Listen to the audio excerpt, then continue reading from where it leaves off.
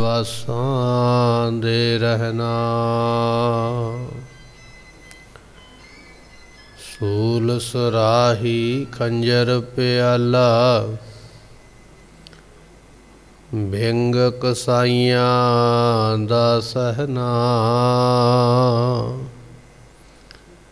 ਯਾਰੜੇ ਦਾ ਸਾਨੂੰ ਸੱਥਰ ਚੰਗਾ ਭੱਠ ਖੇੜਿਆਂ ਦਾ ਰਹਿਣਾ ਸੁਕਾਉ ਟਲ ਗੁਰ ਸੇਵੀਐ ਅਹਨਿਸ ਸਹਜ ਸੁਭਾਏ ਦਰਸ਼ਨ ਪਰਸੈ ਗੁਰੂ ਕੈ ਜਨਮ ਮਰਨ ਦੁਖ ਜਾ ਹੋਵੈ ਸਿਫਤ ਖਸਮ ਨੂਰੇ ਅਰਸੋਂ ਕੁਰਸੋਂ ਝਟੀ ਤੁਧ ਡਿਠੇ ਸੱਚੇ ਪਾਤਸ਼ਾਹ ਮਲ ਜਨਮ ਜਨਮ ਦੀ ਤੁਧ ਡਿਠੇ ਸੱਚੇ ਪਾਤਸ਼ਾਹ ਮਲ ਜਨਮ ਜਨਮ ਦੀ ਕੱਟੀ ਹੈ। ਸਤਨਾਮ ਸ੍ਰੀ ਵਾਹਿਗੁਰੂ ਸਾਹਿਬ ਜੀਓ। ਵਡਹੰਸ ਮਹਲਾ ਤੀਜਾ। ਮਹਲਾ ਤੀਜਾ। ਇੱਕ ਓੰਕਾਰ ਸਤਿਗੁਰ ਪ੍ਰਸਾਦ। ਪ੍ਰਭ ਸਚੜਾ ਹਰਿ ਸਲਾਹੀਐ ਕਾਰਜ ਸਭ ਕਿਛ ਕਰਨਾ ਜੋਗਾ। ਸਾ ਧਨ ਰੰਡ ਨਾ ਕਬਹੂ ਬੈਸਈ ਨਾ ਕਦੇ ਹੋਵੈ ਸੋਗ। ਨਾ ਕਦੇ ਹੋਵੈ ਸੋਗ ਅੰਧਨ ਰਸ ਭੋਗ। ਸਾ ਤਨ ਮਹਿਲ ਸਮਾਣੀ ਜਿਨ ਪ੍ਰਿਉ ਜਾਤਾ ਕਰਮ ਵਿਦਾਤਾ ਬੋਲੇ ਅੰਮ੍ਰਿਤ ਬਾਣੀ। ਗੁਣਵੰਤੀਆਂ ਗੁਣ ਸਾਰੇ ਆਪਣੇ ਕੰਤ ਸੰਭਾਲੈ ਨਾ ਕਦੇ ਲੱਗੇ ਵਿਜੋਗੋ। ਸਚੜਾ ਫਿਰ ਸਲਾਹੀਏ ਸਭ ਕਿਛ ਕਰਨਾ ਜੋਗੋ। ਪ੍ਰਭ ਸਚੜਾ ਹਰਿ ਸਲਾਹੀਐ ਕਾਰਜ ਸਭ ਕਿਛ ਕਰਨਾ ਜੋਗ। ਵਾਹਿਗੁਰੂ ਜੀ ਕਾ ਖਾਲਸਾ ਵਾਹਿਗੁਰੂ ਜੀ ਕੀ ਫਤਿਹ। ਸਾਹਿਬ ਸਤਿਗੁਰੂ ਸ੍ਰੀ ਗੁਰੂ ਗ੍ਰੰਥ ਸਾਹਿਬ ਜੀਆਂ ਦੀ ਪਵਿੱਤਰ ਪਾਵਨ ਹਜ਼ੂਰੀ ਅੰਦਰ ਸੁਭਾਏਮਾਨ ਹੋ ਰਹੀ ਗੁਰੂ ਕੀ ਸੰਗਤ।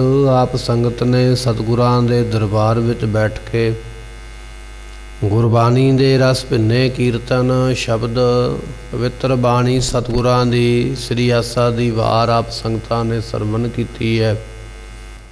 ਲੜੀਵਾਰ ਕਥਾ ਦੇ ਅੰਦਰ ਆਪਾਂ ਅਲਾਹਣੀਆਂ ਨਾਮ ਦੀ ਜੋ ਬਾਣੀ ਹੈ ਤਿਸ ਦੇ ਸ਼ਬਦ ਸਰਵਣ ਕਰ ਰਹੇ ਸੀ। ਗੁਰੂ ਨਾਨਕ ਸਾਹਿਬ ਪਾਤਸ਼ਾਹ ਜੀਆਂ ਨੇ ਇਸ ਬਾਣੀ ਨੂੰ ਸਾਨੂੰ ਬਖਸ਼ਿਆ ਹੈ। 5 ਸ਼ਬਦ ਨੇ ਅਲਾਹਣੀਆਂ ਬਾਣੀ ਦੇ ਜੋ ਆਪਾਂ ਲੜੀਵਾਰ ਕਥਾ ਅੰਦਰ ਸਰਵਣ ਕੀਤੇ ਨੇ। ਇੱਥੋਂ ਹੁਣ ਧੰਨ ਗੁਰੂ ਅਮਰਦਾਸ ਪਾਤਸ਼ਾਹ ਦੀ ਬਾਣੀ ਅੱਗੇ ਪ੍ਰਾਰੰਭ ਹੋਵੇਗੀ। 4 ਸ਼ਬਦ ਮਹਾਰਾਜ ਜੀ ਇਹਦੇ ਵਿੱਚ ਸਾਨੂੰ ਅੱਗੇ ਬਖਸ਼ਿਸ਼ ਕਰਨਗੇ। ਸੋ ਆਓ ਕੁਝ ਸਮੇਂ ਵਾਸਤੇ ਆਪਣੇ ਮਨ ਦੇ ਧਿਆਨ ਨੂੰ ਟਿਕਾਈਏ, ਭਾਵਨਾ ਨਾਲ ਗੁਰੂ ਦੇ ਬਚਨ ਸਰਵਣ ਕਰੀਏ। ਮਿਲ ਕੇ ਆਖੀਏ ਸਤਨਾਮ ਸ੍ਰੀ ਵਾਹਿਗੁਰੂ ਸਾਹਿਬ ਜੀ। ਸਤਨਾਮ ਸ੍ਰੀ ਵਾਹਿਗੁਰੂ ਸਾਹਿਬ ਜੀਓ। ਵਡਹੰਸ ਮਹਲਾ ਤੀਜਾ। ਮਹਲਾ ਤੀਜਾ। ਵਡਹੰਸ ਰਾਗ ਦੇ ਅੰਦਰ ਤੀਸਰੇ ਪਾਤਸ਼ਾਹ ਗੁਰੂ ਅਮਰਦਾਸ ਜੀਆਂ ਦਾ ਇਹ ਸ਼ਬਦ ਮਹਾਰਾਜ ਨੇ ਇੱਥੇ ਸਾਨੂੰ ਬਖਸ਼ਿਸ਼ ਕੀਤਾ ਹੈ। ਮਹੱਲਾ ਤੀਜਾ ਇੱਕ ਵਾਰੀ ਅੰਕਾਂ ਵਿੱਚ ਲਿਖਿਆ ਹੈ, ਦੂਜੀ ਵਾਰੀ ਮਹੱਲਾ ਤੀਜਾ ਮਹਾਰਾਜ ਨੇ ਸ਼ਬਦਾਂ ਵਿੱਚ ਲਿਖਿਆ ਹੈ। ਜਦੋਂ ਅਸੀਂ ਗੁਰਬਾਣੀ ਦਾ ਪਾਠ ਕਰਦੇ ਹਾਂ ਤੇ ਉਸ ਵੇਲੇ ਜੇ ਸ਼ਬਦਾਂ ਦੇ ਵਿੱਚ ਪਹਿਲਾਂ ਮਹੱਲੇ ਦਾ ਜ਼ਿਕਰ ਹੋਵੇ ਅਤੇ ਬਾਅਦ ਵਿੱਚ ਅੰਕ ਦੇ ਵਿੱਚ ਜ਼ਿਕਰ ਹੋਵੇ ਤੇ ਫਿਰ ਕੇਵਲ ਸ਼ਬਦਾਂ ਵਾਲਾ ਜਿਹੜਾ ਹੈ ਉਹ ਮਹੱਲਾ ਪੜ੍ਹਿਆ ਜਾਂਦਾ। ਜਿਵੇਂ ਆਪਾਂ ਸਵਈਏ ਨਾਮ ਦੀ ਬਾਣੀ ਪੜ੍ਹਦੇ ਹਾਂ, ਉਹਦੇ ਵਿੱਚ ਮਹਾਰਾਜ ਨੇ ਪਹਿਲਾਂ ਸ਼ਬਦਾਂ ਦੇ ਵਿੱਚ ਮਹੱਲਾ ਲਿਖਿਆ ਹੁੰਦਾ, ਫਿਰ ਅੰਕ ਦੇ ਵਿੱਚ ਲਿਖਿਆ ਹੁੰਦਾ ਤੇ ਉੱਥੇ ਇੱਕ ਵਾਰੀ ਹੀ ਪੜ੍ਹਿਆ ਜਾਂਦਾ ਹੈ। ਪਰ ਜਿੱਥੇ ਅੰਕ ਵਿੱਚ ਪਹਿਲਾਂ ਆ ਜਾਵੇ, ਸ਼ਬਦ ਵਿੱਚ ਬਾਅਦ ਵਿੱਚ ਆਵੇ, ਉੱਥੇ ਫਿਰ ਦੋਨੇ ਵਾਰੀ ਇਹ ਪੜ੍ਹਨਾ ਪੈਂਦਾ, ਕਿਉਂਕਿ ਸ਼ਬਦ ਨਹੀਂ ਕੋਈ ਛੱਡਿਆ ਜਾ ਸਕਦਾ। ਅੰਕਾਂ ਦੀ ਗਿਣਤੀ ਗੁਰਬਾਣੀ ਅੰਦਰ ਹੁੰਦੀ ਨਹੀਂ ਹੈ, ਕਿਉਂਕਿ ਜਦੋਂ ਗੁਰਬਾਣੀ ਦਾ ਸ਼ਬਦ ਪੂਰਾ ਹੁੰਦਾ ਉਹਦੇ ਪਿੱਛੇ ਮਹਾਰਾਜ ਅੰਕ ਦਿੰਦੇ ਨੇ 3 4 5 6 ਤੇ ਆਪਾਂ ਜਦੋਂ ਵੀ ਸਹਿਜ ਪਾਠ ਕਰਦੇ ਹਾਂ, ਅਖੰਡ ਪਾਠ ਕਰਦੇ ਹਾਂ, ਉਸ ਵੇਲੇ ਉਹ ਅੰਕ ਜਿਹੜੇ ਨੇ ਉਹ ਬੋਲੇ ਨਹੀਂ ਜਾਂਦੇ। ਸੋ ਬਚਨ ਇਹ ਹੈ, ਬੇਨਤੀ ਇਹ ਹੈ ਕਿ ਜੇ ਅੰਕ ਦੇ ਵਿੱਚ ਪਹਿਲਾਂ ਲਿਖਿਆ ਆਇਆ, ਉਹਦੇ ਬਾਅਦ ਵਿੱਚ ਸ਼ਬਦ ਆਇਆ, ਫਿਰ ਅੰਕ ਵੀ ਪੜ੍ਹਿਆ ਜਾਣਾ, ਸ਼ਬਦ ਵੀ ਪੜ੍ਹਿਆ ਜਾਣਾ। ਪਰ ਜੇ ਸ਼ਬਦ ਵਿੱਚ ਪਹਿਲਾਂ ਲਿਖਿਆ ਆ ਗਿਆ, ਅੰਕ ਵਿੱਚ ਬਾਅਦ ਵਿੱਚ ਆਇਆ, ਤੇ ਫਿਰ ਅੰਕ ਨਹੀਂ ਪੜ੍ਹਿਆ ਜਾਂਦਾ ਹੈ। ਇੱਥੇ ਗੁਰੂ ਅਮਰਦਾਸ ਮਹਾਰਾਜ ਜੀਆਂ ਨੇ ਪਹਿਲਾਂ ਅੰਕ ਵਿੱਚ ਲਿਖਿਆ ਮਹੱਲਾ ਤੀਜਾ, ਫਿਰ ਬਾਅਦ ਵਿੱਚ ਲਿਖਿਆ ਸ਼ਬਦ ਵਿੱਚ ਮਹੱਲਾ ਤੀਜਾ। ਸੋ ਤੀਸਰੇ ਪਾਤਸ਼ਾਹ ਗੁਰੂ ਅਮਰਦਾਸ ਮਹਾਰਾਜ ਜੀਆਂ ਦਾ ਇਹ ਸ਼ਬਦ ਆਪਾਂ 582 ਅੰਗ ਦੇ ਉੱਪਰ ਅੱਜ ਸਾਨੂੰ ਬਖਸ਼ਿਸ਼ ਕਰ ਰਹੇ ਨੇ। ਮਹਾਰਾਜ ਸਾਹਿਬ ਜੀ ਫਰਮਾਉਂਦੇ ਹਨ, ਇੱਕ ਓੰਕਾਰ ਸਤਿਗੁਰ ਪ੍ਰਸਾਦ। ਬਾਣੀ ਜੋ ਹੈ ਗੁਰੂ ਅਰਜਨ ਦੇਵ ਪਾਤਸ਼ਾਹ ਨੇ ਆਪ ਲਿਖਵਾਈ ਹੈ। ਕੋਲ ਬੈਠ ਕੇ ਇੱਕ ਸਿੱਖ ਮਤ ਇਹੋ ਜਿਹਾ ਜਾਂ ਇੱਕ ਸਿੱਖ ਗੁਰੂ ਸਾਹਿਬਾਨ ਇਹੋ ਜਿਹੇ ਨੇ ਜਿਨ੍ਹਾਂ ਨੇ ਆਪਣੀ ਗੁਰਬਾਣੀ ਨੂੰ ਆਪ ਕੋਲ ਬੈਠ ਕੇ ਆਪਣੀ ਨਿਗਰਾਨੀ ਦੇ ਵਿੱਚ, ਆਪਣੇ ਧਿਆਨ ਦੇ ਵਿੱਚ ਉਹਨਾਂ ਨੇ ਬਾਣੀ ਲਿਖਵਾਈ ਹੈ। ਨਹੀਂ ਤੇ ਗੁਰੂ ਗ੍ਰੰਥ ਸਾਹਿਬ ਪਾਤਸ਼ਾਹ ਦੀ ਬਾਣੀ ਤੋਂ ਬਿਨਾਂ ਜਿੰਨੇ ਵੀ ਦੁਨੀਆ ਦੇ ਗ੍ਰੰਥ ਨੇ, ਭਾਵੇਂ ਉਹ ਵੇਦ ਨੇ, ਇਸੇ ਤਰ੍ਹਾਂ ਭਾਵੇਂ ਕੁਰਾਨ ਹੈ, ਭਾਵੇਂ ਬਾਈਬਲ ਹੈ, ਜਾਂ ਹੋਰ ਜਿੰਨੇ ਧਰਮਾਂ ਦੇ ਗ੍ਰੰਥ ਨੇ ਨਾ, ਧਾਰਮਿਕ ਵੱਡੇ ਗ੍ਰੰਥ, ਮੁੱਖ ਗ੍ਰੰਥ ਜਿਹੜੇ ਨੇ, ਉਹ ਜਿਨ੍ਹਾਂ ਪੈਗੰਬਰਾਂ ਨੇ ਰਚੇ ਨੇ ਉਹਨਾਂ ਨੇ ਕੋਲ ਬੈਠ ਕੇ ਨਹੀਂ ਲਿਖਵਾਏ। ਕਈ ਸਾਲਾਂ ਬਾਅਦ, ਕਈ ਸਦੀਆਂ ਬਾਅਦ ਉਹਨਾਂ ਦੇ ਲਿਖੇ ਕਹੇ ਹੋਏ ਬਚਨ ਬਾਅਦ ਵਿੱਚ ਲਿਖੇ ਗਏ। ਪਰ ਗੁਰੂ ਗ੍ਰੰਥ ਸਾਹਿਬ ਪਾਤਸ਼ਾਹ ਮਹਾਰਾਜ ਐਸੇ ਗੁਰੂ ਨੇ, ਐਸੇ ਗ੍ਰੰਥ ਨੇ ਜਿਨ੍ਹਾਂ ਦੀ ਬਾਣੀ ਨੂੰ ਸਾਹਿਬਾਂ ਨੇ ਆਪ ਕੋਲ ਬੈਠ ਕੇ ਲਿਖਵਾਇਆ, ਬਾਅਦ ਵਿੱਚ ਨਹੀਂ। ਤੇ ਆਪਾਂ ਇਤਿਹਾਸ ਵਿੱਚ ਬਚਨ ਪੜ੍ਹਦੇ ਹਾਂ ਵੀ ਗੁਰਬਾਣੀ ਗੁਰੂ ਅਰਜਨ ਦੇਵ ਪਾਤਸ਼ਾਹ ਨੇ ਲਿਖਵਾਈ ਹੈ। ਫਿਰ ਇੱਕ ਵਾਰੀ ਨਹੀਂ, 10ਵੇਂ ਪਾਤਸ਼ਾਹ ਨੇ ਫਿਰ ਲਿਖਵਾਈ ਹੈ। 2 ਵਾਰੀ ਗੁਰੂ ਗ੍ਰੰਥ ਸਾਹਿਬ ਦਾ ਸਰੂਪ 2 ਗੁਰੂ ਸਾਹਿਬਾਨਾਂ ਨੇ ਆਪ ਆਪਣੀ ਨਿਗਰਾਨੀ ਦੇ ਵਿੱਚ, ਆਪਣੀ ਮੌਜੂਦਗੀ ਦੇ ਵਿੱਚ ਆਪ ਆਪਣੇ ਮੁਖੋਂ ਬਖਸ਼ਿਸ਼ ਕਰਕੇ ਇਸ ਬਾਣੀ ਨੂੰ ਲਿਖਵਾਇਆ। ਸੋ ਇੱਥੇ ਅੰਕ ਜਿਹੜਾ ਹੈ, ਇੱਕ ਓੰਕਾਰ ਸਤਿਗੁਰ ਪ੍ਰਸਾਦ, ਇੱਕ ਅਕਾਲ ਪੁਰਖ ਗੁਰੂ ਕਿਰਪਾ ਨਾਲ ਉਸ ਦੀ ਪ੍ਰਾਪਤੀ ਹੁੰਦੀ ਹੈ। ਇਹ ਬਚਨ ਜੋ ਹਨ ਧੰਨ ਗੁਰੂ ਅਰਜਨ ਸਾਹਿਬ ਪਾਤਸ਼ਾਹ ਮਹਾਰਾਜ ਨੇ ਗੁਰਬਾਣੀ ਲਿਖਣ ਵੇਲੇ ਜਿਹੜੇ ਨੇ ਇੱਥੇ ਅੰਕਿਤ ਕੀਤੇ ਨੇ।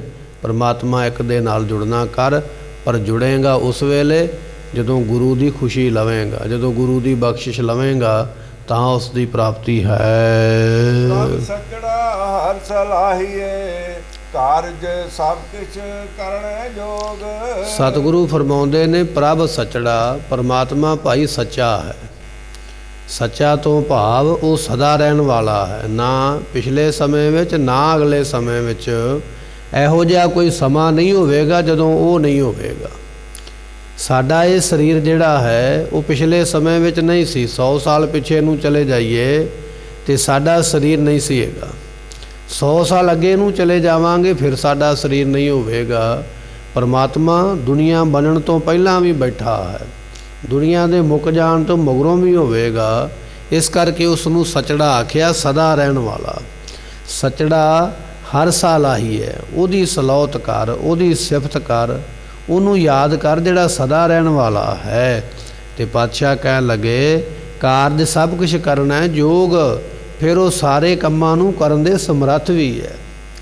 ਸਾਡੀ ਜ਼ਿੰਦਗੀ ਵਿੱਚ ਕੁਝ ਇਹੋ ਜਿਹਾ ਕੰਮ ਹੋਣਗੇ ਜਿਹੜੇ ਅਸੀਂ ਨਹੀਂ ਕਰ ਪਾਵਾਂਗੇ, ਚਾਹੁੰਦੇ ਹਾਂ ਵੀ ਕਰੀਏ ਪਰ ਹੋ ਨਹੀਂ ਪਾਉਣਗੇ ਸਾਡੇ ਕੋਲੋਂ, ਉਹ ਸਮਰੱਥਾ ਸਾਡੇ ਕੋਲ ਨਹੀਂ ਹੈ। ਕੁਝ ਕੰਮ ਦੁਨੀਆ ਵਿੱਚ ਇਹੋ ਜਿਹੇ ਹੋਣਗੇ ਜਿਹੜੇ ਰਾਜੇ ਵੀ ਨਹੀਂ ਕਰ ਸਕਣਗੇ। ਹੁਣ ਮੰਨ ਲਓ ਕਿਸੇ ਰਾਜੇ ਦੇ ਘਰ ਵਿੱਚ ਪੁੱਤਰ ਹੀ ਨਾ ਹੋਵੇ ਤੇ ਰਾਜਾ ਜੋ ਮਰਜ਼ੀ ਕਰ ਲਵੇ, ਆਪਣੇ ਘਰੇ ਪੁੱਤਰ ਪੈਦਾ ਨਹੀਂ ਕਰ ਸਕਦਾ ਜਿੰਨਾ ਚਿਰ ਪਰਮੇਸ਼ਰ ਨਾ ਚਾਹੇ। ਦੁਨੀਆ ਦੇ ਲੋਕਾਂ ਦੀ ਉਮੀਦ ਹੁੰਦੀ ਹੈ ਵੀ ਆਹ ਕੰਮ ਮੈਂ ਨਹੀਂ ਕਰ ਸਕਿਆ, ਇਹ ਰਾਜਾ ਕਰੇਗਾ। ਪਰ ਜੇ ਰਾਜੇ, ਆਪਾਂ ਇਤਿਹਾਸ ਪੜ੍ਹਦੇ ਹਾਂ, ਕਈ ਰਾਜੇ ਇਹੋ ਜਿਹੇ ਸਨ ਜਿਨ੍ਹਾਂ ਦੇ ਘਰ ਵਿੱਚ ਸੰਤਾਨ ਹੀ ਨਹੀਂ ਹੈ। ਰਾਜਾ ਵੀ ਸੰਤਾਨ ਨੂੰ ਪੈਦਾ ਨਹੀਂ ਕਰ ਸਕਿਆ। ਦੁਨੀਆ 'ਤੇ ਬਹੁਤ ਵੱਡਾ ਜ਼ਾਲਮੀ ਬਾਦਸ਼ਾਹ, ਜ਼ੁਲਮ ਕਰਨ ਵਾਲਾ, ਆਪਣੇ ਆਪ ਨੂੰ ਧਰਮ ਦੇ ਵਿੱਚ ਬੜਾ ਪੱਕਾ ਸਮਝਣ ਵਾਲਾ, ਕੱਟੜ ਸਮਝਣ ਵਾਲਾ ਕੌਣ ਹੈ? ਔਰੰਗਜ਼ੇਬ। ਔਰੰਗਜ਼ੇਬ ਕਹਿੰਦਾ ਵੀ ਮੈਂ ਸ਼ਰ੍ਹਾ ਵਿੱਚ ਬੜਾ ਪੱਕਾ ਹਾਂ, ਮੈਂ ਆਪਣੇ ਧਰਮ ਦੇ ਕਹੇ ਅਨੁਸਾਰ ਕੰਮ ਕਰਦਾ, ਮੈਂ ਆਪਣੇ ਧਰਮ ਨੂੰ ਵਧਾਉਂਦਾ ਪਿਆ ਹਾਂ। ਇਹ ਹੈ ਨਾ ਉਹਦੇ ਮਨ ਦੀ ਵਿਚਾਰ ਵੀ ਮੇਰੇ ਉੱਪਰ ਖੁਦਾ ਦੀ ਬੜੀ ਮਿਹਰ ਹੈ ਵੀ ਮੈਂ ਇਸਲਾਮ ਦੇ ਲੋਕਾਂ ਨੂੰ ਵਧਾਉਣ ਦਾ ਯਤਨ ਕਰਦਾ ਪਿਆ। ਮੈਂ ਕੱਟੜ ਆਪਣੇ ਧਰਮ ਦੇ ਵਿੱਚ 5 ਨਮਾਜ਼ਾਂ ਪੜ੍ਹਨ ਵਾਲਾ। ਇੰਨੀ ਤਾਕਤ ਕੋਲ ਰੱਖਦਾ, ਆਪਣਾ ਸਰੀਰ ਛੱਡ ਕੇ ਆਪਣੇ ਮਹਿਲਾਂ ਦੇ ਵਿੱਚ ਤੇ ਆਪਣੀ ਆਤਮਾ ਨੂੰ ਲੈ ਕੇ ਮੱਕੇ ਪਹੁੰਚ ਜਾਂਦਾ ਹੈ, ਮੱਕੇ ਦੇ ਜਾ ਕੇ ਦਰਸ਼ਨ ਕਰਦਾ ਹੈ। ਇੰਨੀ ਤਾਕਤ ਰੱਖਦਾ ਹੈ, ਇੰਨੀ ਸਮਰੱਥਾ ਰੱਖਦਾ। ਪਰ ਜਦੋਂ ਔਰੰਗਜ਼ੇਬ ਦੇ ਘਰ ਵਿੱਚ ਔਲਾਦ ਦੀ ਪ੍ਰਾਪਤੀ ਹੋਣ ਲੱਗੀ, ਬੱਚੇ ਦਾ ਜਨਮ ਹੀ ਨਹੀਂ ਹੋਇਆ। ਬੜੇ ਬੜੇ ਵੈਦ, ਹਕੀਮ, ਡਾਕਟਰ, ਦਵਾਈ ਦੇਣ ਵਾਲੇ, ਬੜੇ ਬੜੇ ਮੰਤਰ ਪੜ੍ਹਨ ਵਾਲੇ, ਇਲਮ ਪੜ੍ਹਨ ਵਾਲੇ ਸੱਦੇ ਗਏ, ਪਰ ਕਿਸੇ ਕੋਲੋਂ ਬਾਲਕ ਨੂੰ ਜਨਮ ਹੀ ਨਹੀਂ ਦਿਵਾਇਆ ਗਿਆ। ਜਦੋਂ ਕਿਸੇ ਪਾਸੇ ਕੋਈ ਹੋਰ ਨਹੀਂ ਚੱਲਿਆ ਤੇ ਧੰਨ ਬਾਬਾ ਰਾਮ ਰਾਏ ਸਾਹਿਬ ਜੀ, ਗੁਰੂ ਹਰ ਰਾਏ ਸਾਹਿਬ ਜੀਆਂ ਦੇ ਪੁੱਤਰ, ਉਸ ਵੇਲੇ ਦਿੱਲੀ ਗਏ ਹੋਏ ਸਨ ਔਰੰਗਜ਼ੇਬ ਬਾਦਸ਼ਾਹ ਦੇ ਕੋਲ। ਫਿਰ ਔਰੰਗਜ਼ੇਬ ਨੇ ਬਾਬਾ ਰਾਮ ਰਾਏ ਸਾਹਿਬ ਨੂੰ ਬੇਨਤੀ ਕੀਤੀ, ਆਪ ਜੀ ਕਿਰਪਾ ਕਰੋ, ਬੱਚਾ ਵੀ ਮਰੇਗਾ, ਬੇਗਮ ਵੀ ਮਰ ਜਾਏਗੀ, ਆਪ ਜੀ ਕੋਈ ਇਹੋ ਜਿਹਾ ਮੰਤਰ ਪੜ੍ਹੋ ਜਿਹਦੇ ਨਾਲ ਬੱਚੇ ਦਾ ਜਨਮ ਹੋ ਜਾਵੇ। ਤੇ ਬਾਬਾ ਰਾਮ ਰਾਏ ਸਾਹਿਬ ਜੀਆਂ ਨੇ ਫਿਰ ਜਪਜੀ ਸਾਹਿਬ ਦਾ ਪਾਠ ਕਰਕੇ ਗੁਰੂ ਨਾਨਕ ਸਾਹਿਬ ਮਹਾਰਾਜ ਦੇ ਚਰਨਾਂ ਵਿੱਚ ਅਰਦਾਸ ਕੀਤੀ, ਮਹਾਰਾਜ ਸ਼ਰਨ ਵਿੱਚ ਆਇਆ, ਆਪ ਜੀ ਕਿਰਪਾ ਕਰੋ। ਫਿਰ ਔਰੰਗਜ਼ੇਬ ਦੇ ਘਰ ਦੇ ਵਿੱਚ ਔਲਾਦ ਪੁੱਤਰ ਦੇ ਰੂਪ ਦੇ ਵਿੱਚ ਪੈਦਾ ਹੋਈ। ਬਚਨ ਇਹ ਹੈ, ਔਰੰਗਜ਼ੇਬ ਇਹ ਕਹਿੰਦਾ ਵੀ ਮੈਂ ਬੜਾ ਧਰਮ ਦੇ ਵਿੱਚ ਕੱਟੜ ਹਾਂ, ਮੇਰੇ ਵਿੱਚ ਬੜੀ ਸਮਰੱਥਾ ਹੈ, ਮੈਂ ਆਪਣੇ ਸਰੀਰ ਦੇ ਵਿੱਚੋਂ ਆਤਮਾ ਨੂੰ ਬਾਹਰ ਕੱਢ ਸਕਦਾ ਹਾਂ, ਜਿੱਥੇ ਮਰਜ਼ੀ ਲਿਜਾ ਸਕਦਾ, ਫਿਰ ਸਰੀਰ ਵਿੱਚ ਪਾ ਸਕਦਾ, ਇੰਨੀ ਸਮਰੱਥਾ ਹੈ। ਇੰਨੀਆਂ ਫੌਜਾਂ ਕੋਲ ਨੇ, ਇੰਨਾ ਧਨ ਪਦਾਰਥ ਕੋਲ ਹੈ। ਪਰ ਇੱਕ ਜਗ੍ਹਾ ਇਹੋ ਜਿਹੀ ਆਈ ਜਿੱਥੇ ਔਰੰਗਜ਼ੇਬ ਦੇ ਹੱਥ ਵੀ ਖੜੇ ਹੋ ਗਏ, ਆਪਣੀ ਬੇਗਮ ਨੂੰ ਬਚਾਉਣ ਤੋਂ ਹੁਣ ਸਮਰੱਥ ਨਹੀਂ ਰਹਿ ਗਿਆ, ਉਹਦੀ ਜਾਨ ਨਹੀਂ ਬਚਾ ਸਕਦਾ ਤੇ ਉਹਦੇ ਪੇਟ ਤੋਂ ਬੱਚੇ ਦਾ ਜਨਮ ਨਹੀਂ ਕਰਵਾ ਸਕਦਾ। ਸਤਿਗੁਰੂ ਪਾਤਸ਼ਾਹ ਕਹਿਣ ਲੱਗੇ, ਅਸੀਂ ਦੁਨੀਆ ਵਿੱਚ ਕਦੇ ਮਜਬੂਰ ਹੋ ਜਾਵਾਂਗੇ, ਕੰਮ ਕਰਨਾ ਚਾਹੀਏ ਤੇ ਸਾਡੇ ਕੋਲੋਂ ਨਹੀਂ ਹੋਵੇਗਾ, ਕਿਉਂਕਿ ਉਹਨੇ ਸਮਰੱਥ ਨਹੀਂ। ਕੋਈ ਵੇਲਾ ਇਹੋ ਜਿਹਾ ਆ ਜਾਂਦਾ, ਸਮਾਂ ਇਹੋ ਜਿਹਾ ਆ ਜਾਂਦਾ ਹੈ, ਰਾਜੇ ਮਜਬੂਰ ਹੋ ਜਾਂਦੇ ਨੇ, ਕੰਮ ਕਰਨਾ ਚਾਹੁੰਦੇ ਪਰ ਕਰ ਨਹੀਂ ਪਾਉਂਦੇ। ਜਿਵੇਂ ਔਰੰਗਜ਼ੇਬ ਦੀ ਆਪਾਂ ਸਾਖੀ ਸੁਣੀ ਹੈ, ਚਾਹੁੰਦਾ ਤੇ ਹੈ ਨਾ ਵੀ ਮੇਰੀ ਬੇਗਮ ਦੇ ਕੋਲੋਂ ਬੱਚਾ ਪੈਦਾ ਹੋਵੇ, ਪਰ ਕਰਵਾ ਨਹੀਂ ਪਾ ਰਿਹਾ, ਕੁਝ ਨਹੀਂ ਹੋ ਰਿਹਾ। ਪਰ ਮਹਾਰਾਜ ਕਹਿਣ ਲੱਗੇ, ਸਭ ਕਿਛ ਕਰਨਾ ਜੋਗ। ਪਰਮਾਤਮਾ ਇੱਕ ਇਹੋ ਜਿਹਾ ਜਿਹੜਾ ਸਭ ਕੁਝ ਕਰਨ ਦੇ ਸਮਰੱਥ ਹੈ। ਕੋਈ ਦੁਨੀਆ ਦਾ ਇਹੋ ਜਿਹਾ ਕੰਮ ਨਹੀਂ ਜਿਹੜਾ ਪਰਮਾਤਮਾ ਕਰਨਾ ਚਾਹਵੇ ਤੇ ਹੋ ਨਹੀਂ ਸਕਦਾ ਹੈ। ਦੁਨੀਆ ਦਾ ਕੋਈ ਕੰਮ ਨਹੀਂ ਹੈ। ਰਾਜਿਆਂ ਦੇ ਕੰਮ ਹੋ ਸਕਦਾ ਸਿਰੇ ਨਾ ਚੜ੍ਹਦੇ ਹੋਣ, ਰੁਕ ਜਾਂਦੇ ਹੋਣ, ਰਾਜਿਆਂ ਨੂੰ ਵੀ ਕਿਤੇ ਲਿਲੜੀਆਂ ਕੱਢਣੀਆਂ ਪੈਂਦੀਆਂ ਹੋਣ, ਕਿਤੇ ਹੱਥ ਜੋੜਨੇ ਪੈਂਦੇ ਹੋਣ, ਕਿਤੇ ਨੱਕ ਗੋਡੇ ਰਗੜਨੇ ਪੈਂਦੇ ਹੋਣ, ਵੀ ਸਾਡਾ ਕੰਮ ਹੁੰਦਾ ਨਹੀਂ ਹੈ। ਪਰ ਮਹਾਰਾਜ ਕਹਿਣ ਲੱਗੇ, ਪਰਮੇਸ਼ਰ ਇਹੋ ਜਿਹਾ ਸਮਰੱਥ ਹੈ ਜੋ ਸਭ ਕੁਝ ਕਰਨ ਦੇ ਸਮਰੱਥ ਹੈ, ਸਭ ਕੁਝ ਕਰ ਸਕਦਾ ਹੈ। ਐਸੇ ਹਨ ਪਰਮੇਸ਼ਰ। ਤੈਨੂੰ ਤਾਂ ਹੀ ਬਚਨ ਆਖਿਆ, ਪ੍ਰਭ ਸਚੜਾ ਹਰ ਸਾ ਲਾਹੀਐ। ਉਹ ਸੱਚੇ ਨੂੰ ਸਲਾਹ, ਉਹਦੀ ਸਿਫਤ ਕਰ, ਉਹਦੀ ਬੰਦਗੀ ਕਰ, ਜਿਹੜਾ ਪਰਮਾਤਮਾ ਸਭ ਕੁਝ ਕਰਨ ਦੇ ਸਮਰੱਥ ਹੈ, ਇੰਨਾ ਬਲ ਰੱਖਦਾ ਹੈ। ਸਾ ਧਨ ਰੰਡ ਨ ਕਭੂ ਬੈਸਈ, ਨਾ ਕਦੇ ਹੋਵੇ ਸੋਗ। ਸਤਿਗੁਰੂ ਪਾਤਸ਼ਾਹ ਕਹਿਣ ਲੱਗੇ, ਉਹ ਜੀਵ ਰੂਪ ਇਸਤਰੀ ਕਦੇ ਰੰਡੀ ਨਹੀਂ ਹੋਵੇਗੀ। ਰੰਡੀ ਉਸ ਨੂੰ ਆਖਿਆ ਜਾਂਦਾ ਵਿਧਵਾ ਨੂੰ, ਜਿਹਦਾ ਪਤੀ ਮਰ ਜਾਵੇ। ਕਹਿਣ ਲੱਗੇ, ਜਿਸ ਜੀਵ ਨੇ ਪਰਮਾਤਮਾ ਨੂੰ ਪਤੀ ਬਣਾ ਲਿਆ, ਉਹ ਜੀਵ ਰੂਪ ਇਸਤਰੀ ਕਦੇ ਰੰਡੀ ਨਹੀਂ ਹੋਵੇਗੀ, ਕਦੇ ਵਿਧਵਾ ਨਹੀਂ ਹੋਵੇਗੀ। ਤੇ ਪਾਤਸ਼ਾਹ ਕਹਿਣ ਲੱਗੇ, ਨਾ ਕਦੇ ਹੋਵੇ ਸੋਗ, ਨਾ ਉਹਨੂੰ ਕਦੇ ਦੁੱਖ ਹੋਵੇਗਾ। ਅਸੀਂ ਦੁਨੀਆ ਵਿੱਚ ਰਹਿੰਦੇ ਹਾਂ, ਸਾਨੂੰ ਦੁਨੀਆ ਵਿੱਚ ਦੁੱਖ ਵੀ ਆਉਂਦਾ, ਮੁਸੀਬਤ ਵੀ ਆਉਂਦੀ, ਸੰਕਟ ਵੀ ਆਉਂਦੇ, ਬਿਮਾਰ ਵੀ ਹੁੰਦੇ ਆ, ਬੜਾ ਕੁਝ ਸਾਡੇ ਸਰੀਰ 'ਤੇ ਆਉਂਦਾ। ਪਰ ਜਿਨ੍ਹਾਂ ਨੇ ਪਰਮਾਤਮਾ ਨੂੰ ਪਤੀ ਬਣਾ ਲਿਆ, ਜਿਹੜੇ ਲੋਕ ਪਰਮਾਤਮਾ ਦੀਆਂ ਇਸਤਰੀਆਂ ਬਣ ਗਏ ਨੇ, ਉਹ ਕਦੇ ਵੀ ਪਰਮਾਤਮਾ ਤੋਂ ਬਿਨਾਂ ਨਹੀਂ ਰਹਿੰਦੇ, ਕਦੇ ਪਰਮਾਤਮਾ ਉਹਨਾਂ ਤੋਂ ਦੂਰ ਨਹੀਂ ਜਾਂਦਾ। ਅਤੇ ਨਾਲ ਹੀ ਬਚਨ ਮਹਾਰਾਜ ਨੇ ਲਿਖਿਆ, ਨਾ ਕਦੇ ਹੋਵੇ ਸੋਗ, ਨਾ ਕਦੇ ਉਹਨਾਂ ਨੂੰ ਕਿਸੇ ਗੱਲ ਦਾ ਦੁੱਖ ਹੁੰਦਾ ਹੈ, ਨਾ ਕਿਸੇ ਗੱਲ ਦੀ ਉਹਨਾਂ ਨੂੰ ਚਿੰਤਾ ਹੁੰਦੀ ਹੈ। ਨਾ ਕਦੇ ਹੋਵੇ ਸੋਗ, ਅੰਦਿਨ ਰਸ ਭੋਗ, ਸਾ ਤਨ ਮੈਲ ਸਮਾਣੀ। ਨਾ ਕਦੇ ਸੋਗ ਦੁੱਖ ਹੁੰਦਾ ਹੈ, ਸਗੋਂ ਉਹ ਜਿਹੜੀਆਂ ਗੁਰਮੁਖ ਇਸਤਰੀਆਂ ਨੇ, ਜੀਵ ਰੂਪ ਇਸਤਰੀਆਂ, ਗੁਰਮੁਖ ਨਾਮ ਜਪਣ ਵਾਲੇ ਜਿਹੜੇ ਨੇ, ਅਣਦਿਨ ਰਸ ਭੋਗ, ਦਿਨੇ ਰਾਤ ਪ੍ਰਮਾਤਮਾ ਦੇ ਨਾਮ ਦੇ ਰਸ ਨੂੰ ਭੋਗਦੇ ਹਨ, ਦਿਨੇ ਰਾਤ ਉਹਦੇ ਨਾਮ ਦੇ ਰਸ ਨੂੰ ਲੈਂਦੇ ਨੇ। ਸਾ ਤਨ ਮਹਿਲ ਸਮਾਣੀ, ਐਸੀ ਜੀਵ ਰੂਪ ਇਸਤਰੀ ਜਿਹੜੀ ਹੈ ਪਰਮਾਤਮਾ ਦੇ ਸਰੂਪ ਦੇ ਵਿੱਚ ਸਮਾ ਜਾਂਦੀ ਹੈ, ਉਹਦੇ ਸਰੂਪ ਦੇ ਵਿੱਚ ਲੀਨ ਹੋ ਜਾਂਦੀ ਹੈ। ਜਿਵੇਂ ਬ੍ਰਹਮ ਗਿਆਨੀ ਧੰਨ ਧੰਨ ਬਾਬਾ ਪਾਰੋ ਜੀ, ਧੰਨ ਗੁਰੂ ਅਮਰਦਾਸ ਮਹਾਰਾਜ ਜੀਆਂ ਦੇ ਸਰੀਰ ਦੇ ਵਿੱਚ ਅਭੇਦ ਹੋ ਗਏ ਸਨ, ਸਮਾ ਗਏ ਸਨ। ਸੋ ਕਹਿੰਦੇ ਇਸ ਤਰ੍ਹਾਂ ਉਹ ਗੁਰਮੁਖ ਜਿਹੜੇ ਨੇ ਨਾਮ ਜਪਣ ਵਾਲੇ ਅਕਾਲ ਪੁਰਖ ਦੇ ਹਿਰਦੇ ਵਿੱਚ ਸਮਾ ਜਾਂਦੇ ਹਨ। ਜਿਨ ਪ੍ਰਯੋ ਜਾਤਾ ਕਰਮ ਵਿਧਾਤਾ, ਬੋਲੇ ਅੰਮ੍ਰਿਤ ਬਾਣੀ। ਜਿਨ੍ਹਾਂ ਨੇ ਫਲਬਰ ਦਾਤੇ ਪ੍ਰਮਾਤਮਾ ਨੂੰ ਜਾਤਾ ਜਾਣਿਆ ਹੈ। ਕਿਵੇਂ ਜਾਣਿਆ? ਆਪਣਾ ਪਤੀ, ਜਿਹੜਾ ਸਾਰਿਆਂ ਨੂੰ ਫਲ ਦੇਣ ਵਾਲਾ ਹੈ, ਜਿਨ੍ਹਾਂ ਨੇ ਉਸ ਨੂੰ ਆਪਣਾ ਪਤੀ ਬਣਾ ਲਿਆ ਨਾ, ਪਤੀ ਕਰਕੇ ਜਾਣਿਆ ਹੈ। ਸਤਿਗੁਰੂ ਪਾਤਸ਼ਾਹ ਕਹਿਣ ਲੱਗੇ, ਉਹ ਗੁਰਮੁਖ ਜਿਹੜੇ ਨੇ ਬੋਲ ਹੈ ਅੰਮ੍ਰਿਤ ਬਾਣੀ, ਉਹਨਾਂ ਦੇ ਮੁਖੋਂ ਫਿਰ ਮਿੱਠੇ ਬਚਨ ਨਿਕਲਦੇ ਨੇ, ਅੰਮ੍ਰਿਤ ਵਰਗੇ ਬਚਨ ਨਿਕਲਦੇ ਨੇ। ਉਹਨਾਂ ਦੇ ਬਚਨ ਦੁਨੀਆ ਦਾ ਭਲਾ ਕਰ ਦਿੰਦੇ। ਸੁਖਮਨੀ ਸਾਹਿਬ ਵਿੱਚ ਮਹਾਰਾਜ ਨੇ ਬਚਨ ਲਿਖਿਆ, ਕਹਿਣ ਲੱਗੇ, ਜਿਸ ਕਾ ਅੰਤਰ ਬਸੈ ਨਿਰੰਕਾਰ, ਤਿਸ ਕੀ ਸੀਖ ਤਰੈ ਸੰਸਾਰ। ਜਿਹਨੇ ਪ੍ਰਮਾਤਮਾ ਨੂੰ ਪਤੀ ਕਰਕੇ ਜਾਣ ਲਿਆ ਨਾ, ਅੰਦਰ ਵਸਾ ਲਿਆ, ਉਹਦੀ ਫਿਰ ਜ਼ੁਬਾਨ ਤੋਂ ਇਹੋ ਜਿਹੇ ਮਿੱਠੇ ਬਚਨ ਨਿਕਲਦੇ ਨੇ, ਇਹੋ ਜਿਹੇ ਕਮਾਈ ਵਾਲੇ ਬਚਨ ਨਿਕਲਦੇ ਨੇ। ਉਹ ਕਮਾਈ ਵਾਲੇ ਬਚਨ ਸੁਣਨ ਵਾਲਿਆਂ ਦਾ ਪਤਾ ਨਹੀਂ ਕਿੰਨਿਆਂ ਕੁ ਦਾ ਭਲਾ ਹੋ ਜਾਂਦਾ, ਕਿੰਨੇ ਕੁ ਮੁਕਤ ਹੋ ਜਾਂਦੇ। ਮੁਖ ਬੋਲ ਹੈ ਅੰਮ੍ਰਿਤ ਬਾਣੀ, ਆਪਣੇ ਮੂੰਹ ਫਿਰ ਅੰਮ੍ਰਿਤ ਵਰਗੇ ਮਿੱਠੇ ਬਚਨ, ਕਮਾਈ ਵਾਲੇ ਮਿੱਠੇ ਬਚਨ ਗੁਰਮੁਖ ਜਿਨ੍ਹਾਂ ਨੇ ਪਾਇਆ, ਐਸੇ ਬਚਨਾਂ ਨੂੰ ਕਰਦੇ ਹਨ। ਗੁਣਵੰਤੀਆਂ ਗੁਣ ਸਾਰੈ, ਆਪਣੇ ਕੰਠ ਸੰਭਾਲੈ, ਨਾ ਕਦੇ ਲੱਗੇ ਵਿਜੋਗੋ। ਜਿਹੜੀਆਂ ਗੁਣਵੰਤੀਆਂ ਨੇ, ਗੁਣਾਂ ਵਾਲੀਆਂ ਨੇ, ਮਹਾਤਮਾ ਗੁਰਮੁਖ ਨਾਮ ਜਪਣ ਵਾਲੇ ਸਾਧੂ ਸੰਤ, ਉਹ ਨੇ ਗੁਣਾਂ ਵਾਲੇ। ਇਹੋ ਜੀਆਂ ਗੁਣਾਂ ਵਾਲੀਆਂ ਰੂਹਾਂ ਨੇ ਜਿਨ੍ਹਾਂ ਨੇ ਪ੍ਰਮਾਤਮਾ ਦੇ ਗੁਣਾਂ ਨੂੰ ਸਾਰੇ ਕਹੀਏ ਸਲਾਇਆ ਹੈ, ਜਾਂ ਪ੍ਰਮਾਤਮਾ ਦੇ ਗੁਣਾਂ ਨੂੰ ਜਿਨ੍ਹਾਂ ਨੇ ਗਾਇਆ ਹੈ। ਜਿਹੜੇ ਪ੍ਰਮਾਤਮਾ ਦੇ ਗੁਣ ਗਾਉਣ ਵਾਸਤੇ ਲੱਗੇ ਹੋਏ, ਗੁਣ ਗਾਵਾਂ ਦਿਨ ਰਾਤ, ਨਾਨਕ ਚਾਓ ਇਹੋ, ਜਿਹੜੇ ਇਹ ਅਰਦਾਸ ਕਰਦੇ ਨੇ, ਮਿਲ ਮੇਰੇ ਗੋਬਿੰਦ ਆਪਣਾ ਨਾਮ ਦੇਹੋ। ਐ ਪ੍ਰਮਾਤਮਾ ਮੈਨੂੰ ਆਪਣੇ ਨਾਮ ਦੀ ਦਾਤ ਬਖਸ਼ਿਸ਼ ਕਰ। ਜਿਹੜੇ ਗੁਰਮੁਖ ਇਸ ਤਰ੍ਹਾਂ ਨਾਮ ਮੰਗ ਕੇ ਅਤੇ ਫਿਰ ਉਸ ਨਾਮ ਨੂੰ ਜਪਦੇ ਨੇ, ਆਪਣੇ ਕੰਤ ਸੰਭਾਲੇ। ਕੰਤ ਨਾਮ ਪਤੀ ਦਾ, ਪਤੀ ਹੈ ਪ੍ਰਮਾਤਮਾ। ਜਿਨ੍ਹਾਂ ਨੇ ਪ੍ਰਮਾਤਮਾ ਨੂੰ ਸੰਭਾਲਿਆ, ਯਾਦ ਕੀਤਾ ਹੈ, ਨਾ ਕਦੇ ਲੱਗੇ ਵਿਜੋਗੋ, ਉਹਨਾਂ ਨੂੰ ਫਿਰ ਕਦੇ ਵਿਛੋੜਾ ਨਹੀਂ ਪੈਂਦਾ। ਅਸੀਂ ਵਿਛੜਦੇ ਹਾਂ, ਇਸ ਸਰੀਰ ਨਾਲ ਮਿਲੇ ਦੂਜੇ ਨਾਲੋਂ ਟੁੱਟ ਗਏ, ਦੂਜੇ ਸਰੀਰ ਨਾਲ ਮਿਲਾਂਗੇ ਪਹਿਲੇ ਨਾਲੋਂ ਟੁੱਟ ਗਏ। ਸਾਡਾ ਇੱਕ ਥਾਂ ਤੇ ਜੁੜਨਾ, ਦੂਜੇ ਥਾਂ ਤੇ ਵਿਛੜਨਾ ਹੁੰਦਾ।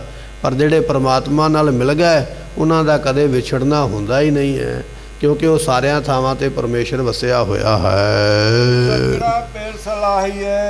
ਸਭ ਕੁਝ ਕਰਨਾ ਜੋਗੋ। ਇਸ ਕਰਕੇ ਭਾਈਓ, ਸੱਚੇ ਪ੍ਰਮਾਤਮਾ ਨੂੰ ਪਤੀ ਜਾਣ ਕੇ ਉਹਦੀ ਸਿਫਤ ਕਰ, ਜੋ ਪ੍ਰਮਾਤਮਾ ਸਭ ਕੁਝ ਕਰਨ ਦੇ ਸਮਰੱਥ ਹੈ। ਦੁਨੀਆ ਤੇ ਕੋਈ ਇਹੋ ਜਿਹਾ ਕੰਮ ਨਹੀਂ ਜਿਹੜਾ ਪ੍ਰਮਾਤਮਾ ਕਰਨਾ ਚਾਹਵੇ ਤੇ ਹੋਵੇ ਨਾ।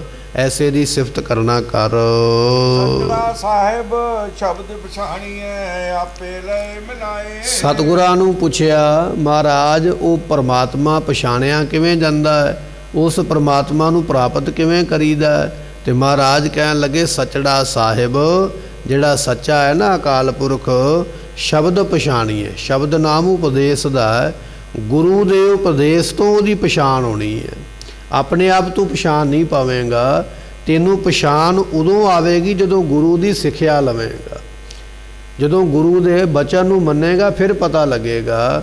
ਧੰਨ ਗੁਰੂ ਹਰਗੋਬਿੰਦ ਪਾਤਸ਼ਾਹ ਮਹਾਰਾਜ ਜੀ ਤਖਤ ਤੇ ਬੈਠੇ ਹੋਏ, ਇੱਕ ਸਿੱਖ ਖੀਰ ਬਣਾ ਕੇ ਲਈ ਆਵੇ ਕਿ ਮਹਾਰਾਜ ਜੀਆਂ ਨੂੰ ਮੈਂ ਛਕਾਉਣੀ ਹੈ, ਮੇਰੇ ਘਰ ਦੇ ਵਿੱਚ ਦੁੱਧ ਪ੍ਰਾਪਤ ਹੋਇਆ, ਮੈਂ ਖੀਰ ਬਣਾ ਕੇ ਲੈ ਕੇ ਚੱਲਿਆ। ਤੇ ਕਹਿਣ ਲੱਗੇ, ਉਸ ਵੇਲੇ ਸੇਵਾ ਚੱਲਦੀ ਪਈ ਤੇ ਮਹਾਨ ਗੁਰਸਿੱਖ ਬਾਬਾ ਬੁੱਢਾ ਸਾਹਿਬ ਜੀ ਸੇਵਾ ਵਿੱਚ ਲੱਗੇ ਹੋਏ। ਸਿੱਖ ਨੂੰ ਜਾਂਦਿਆਂ ਵੇਖ ਕੇ ਪੁੱਛਿਆ, ਕਹਿਣ ਲੱਗੇ, ਕੀ ਹੈ ਤੇਰੇ ਕੋਲ? ਕਹਿਣ ਲੱਗਾ, ਖੀਰ ਬਣਾ ਕੇ ਲਿਆਇਆ। ਕਹਿਣ ਲੱਗੇ ਭੁੱਖ ਤੇ ਡਾਢੀ ਲੱਗੀ ਹੈ, ਫਿਰ ਸਾਨੂੰ ਛਕਾ ਦੇ। ਤੇ ਉਹ ਜਿਹੜਾ ਲੈ ਕੇ ਆਇਆ ਉਹ ਬੜਾ ਗੁੱਸੇ ਹੋਇਆ, ਕਹਿਣ ਲੱਗਾ ਗੁਰੂ ਵਾਸਤੇ ਹੈ, ਤੁਹਾਡੇ ਵਾਸਤੇ ਥੋੜ੍ਹੀ ਹੈ। ਮੈਂ ਪਹਿਲਾਂ ਗੁਰੂ ਨੂੰ ਭੋਗ ਲਵਾਵਾਂਗਾ, ਗੁਰੂ ਨੂੰ ਛਕਾਵਾਂਗਾ, ਫਿਰ ਜੇ ਬਚੇਗੀ ਤੇ ਤੁਹਾਨੂੰ ਮਿਲ ਜਾਏਗੀ। ਜਦੋਂ ਮਹਾਰਾਜ ਦੇ ਕੋਲ ਲੈ ਕੇ ਗਿਆ, ਕਹਿਣ ਲੱਗਾ ਮਹਾਰਾਜ ਖੀਰ ਲੈ ਕੇ ਆਇਆ, ਆਪ ਜੀ ਅੰਗੀਕਾਰ ਕਰੋ, ਛਕ ਲਓ। ਤੇ ਧੰਨ ਛੇਵੇਂ ਪਾਤਸ਼ਾਹ ਮਹਾਰਾਜ ਕਹਿਣ ਲੱਗੇ, ਕਹਿੰਦੇ ਉਹ ਭਾਈ ਗੁਰਸਿੱਖਾ, ਜਦੋਂ ਮੰਗੀ ਸੀ ਉਦੋਂ ਤੇ ਛਕਾਈ ਨਹੀਂ, ਤੇ ਹੁਣ ਅਸੀਂ ਮੰਗੀ ਨਹੀਂ ਹੈ, ਹੁਣ ਤੂੰ ਛਕਾਉਣਾ ਚਾਹੁੰਦਾ। ਕਹਿਣ ਲੱਗਾ ਮਹਾਰਾਜ ਤੁਸੀਂ ਕਿੱਥੇ ਮੰਗੀ ਹੈ, ਮੈਂ ਤੇ ਹੁਣੇ ਹੀ ਆਇਆ ਤੁਹਾਡੇ ਕੋਲ। ਤੇ ਮਹਾਰਾਜ ਕਹਿੰਦੇ ਜਿੰਨੇ ਰਾਹ ਵਿੱਚ ਮੰਗੀ ਹੈ ਉਹਦੇ ਵਿੱਚ ਵੀ ਤੇ ਅਸੀਂ ਬੈਠੇ ਸੀ ਨਾ, ਉਹਦੇ ਵਿੱਚ ਅਸੀਂ ਬੈਠ ਕੇ ਮੰਗੀ ਸੀ, ਸਾਨੂੰ ਉਦੋਂ ਛਕਾ ਦਿੰਦਾ, ਸਾਡੇ ਕੋਲ ਪਹੁੰਚ ਜਾਂਦੀ। ਇਹ ਗੁਰੂ ਦਾ ਉਪਦੇਸ਼ ਹੈ। ਜਿਨ੍ਹਾਂ ਨੇ ਗੁਰੂ ਦੇ ਉਪਦੇਸ਼ ਨੂੰ ਸੁਣਿਆ ਨਾ, ਉਹਨਾਂ ਨੇ ਪਛਾਣ ਲਿਆ ਵੀ ਪ੍ਰਮਾਤਮਾ ਸਾਰਿਆਂ ਥਾਵਾਂ ਤੇ ਹੈ। ਇਹ ਗੁਰੂ ਨੇ ਉਪਦੇਸ਼ ਦਿੱਤਾ ਉਹ ਸਿੱਖ ਨੂੰ। ਕਹਿਣ ਲੱਗੇ ਜੇ ਤੂੰ ਬਚਨ ਇਸ ਨੂੰ ਮੰਨ ਲੈਂਦਾ, ਤੈਨੂੰ ਇਹ ਸਮਝ ਪੈ ਜਾਂਦੀ ਵੀ ਜਿਹੜਾ ਮੰਗਦਾ ਪਿਆ ਉਹਦੇ ਵਿੱਚ ਵੀ ਮੈਂ ਹੀ ਬੈਠਾ, ਅਸੀਂ ਬੈਠੇ ਹੋਏ ਹਾਂ, ਅਸੀਂ ਬਰਾਜੇ ਹੋਏ ਹਾਂ। ਸਤਿਗੁਰੂ ਪਾਤਸ਼ਾਹ ਕਹਿਣ ਲੱਗੇ ਸੱਚੜਾ ਸਾਹਿਬ ਸ਼ਬਦ ਪਛਾਣੀਏ। ਪਰਮਾਤਮਾ ਦੀ ਪਛਾਣ ਉੱਦਾਂ ਨਹੀਂ ਆਏਗੀ, ਗੁਰੂ ਦੇ ਉਪਦੇਸ਼ ਦੇ ਨਾਲ ਪਛਾਣ ਆਉਂਦੀ ਹੈ। ਜਿਵੇਂ ਮੇਰੀ ਪੀਰੀ ਦੇ ਮਾਲਕ ਨੇ ਉਹ ਸਿੱਖ ਨੂੰ ਆਖਿਆ ਸੀ ਕਿ ਇਹ ਸਾਡਾ ਉਪਦੇਸ਼ ਹੈ, ਹੁਣ ਪੱਲੇ ਬੰਨ੍ਹ ਕੇ ਰੱਖੀ, ਅਸੀਂ ਆਪਣੇ ਸਿੱਖਾਂ ਵਿੱਚ ਬੈਠੇ ਹੋਏ ਹਾਂ। ਸੋ ਇਹ ਹੈ ਗੁਰੂ ਦਾ ਉਪਦੇਸ਼, ਗੁਰੂ ਦਾ ਸ਼ਬਦ।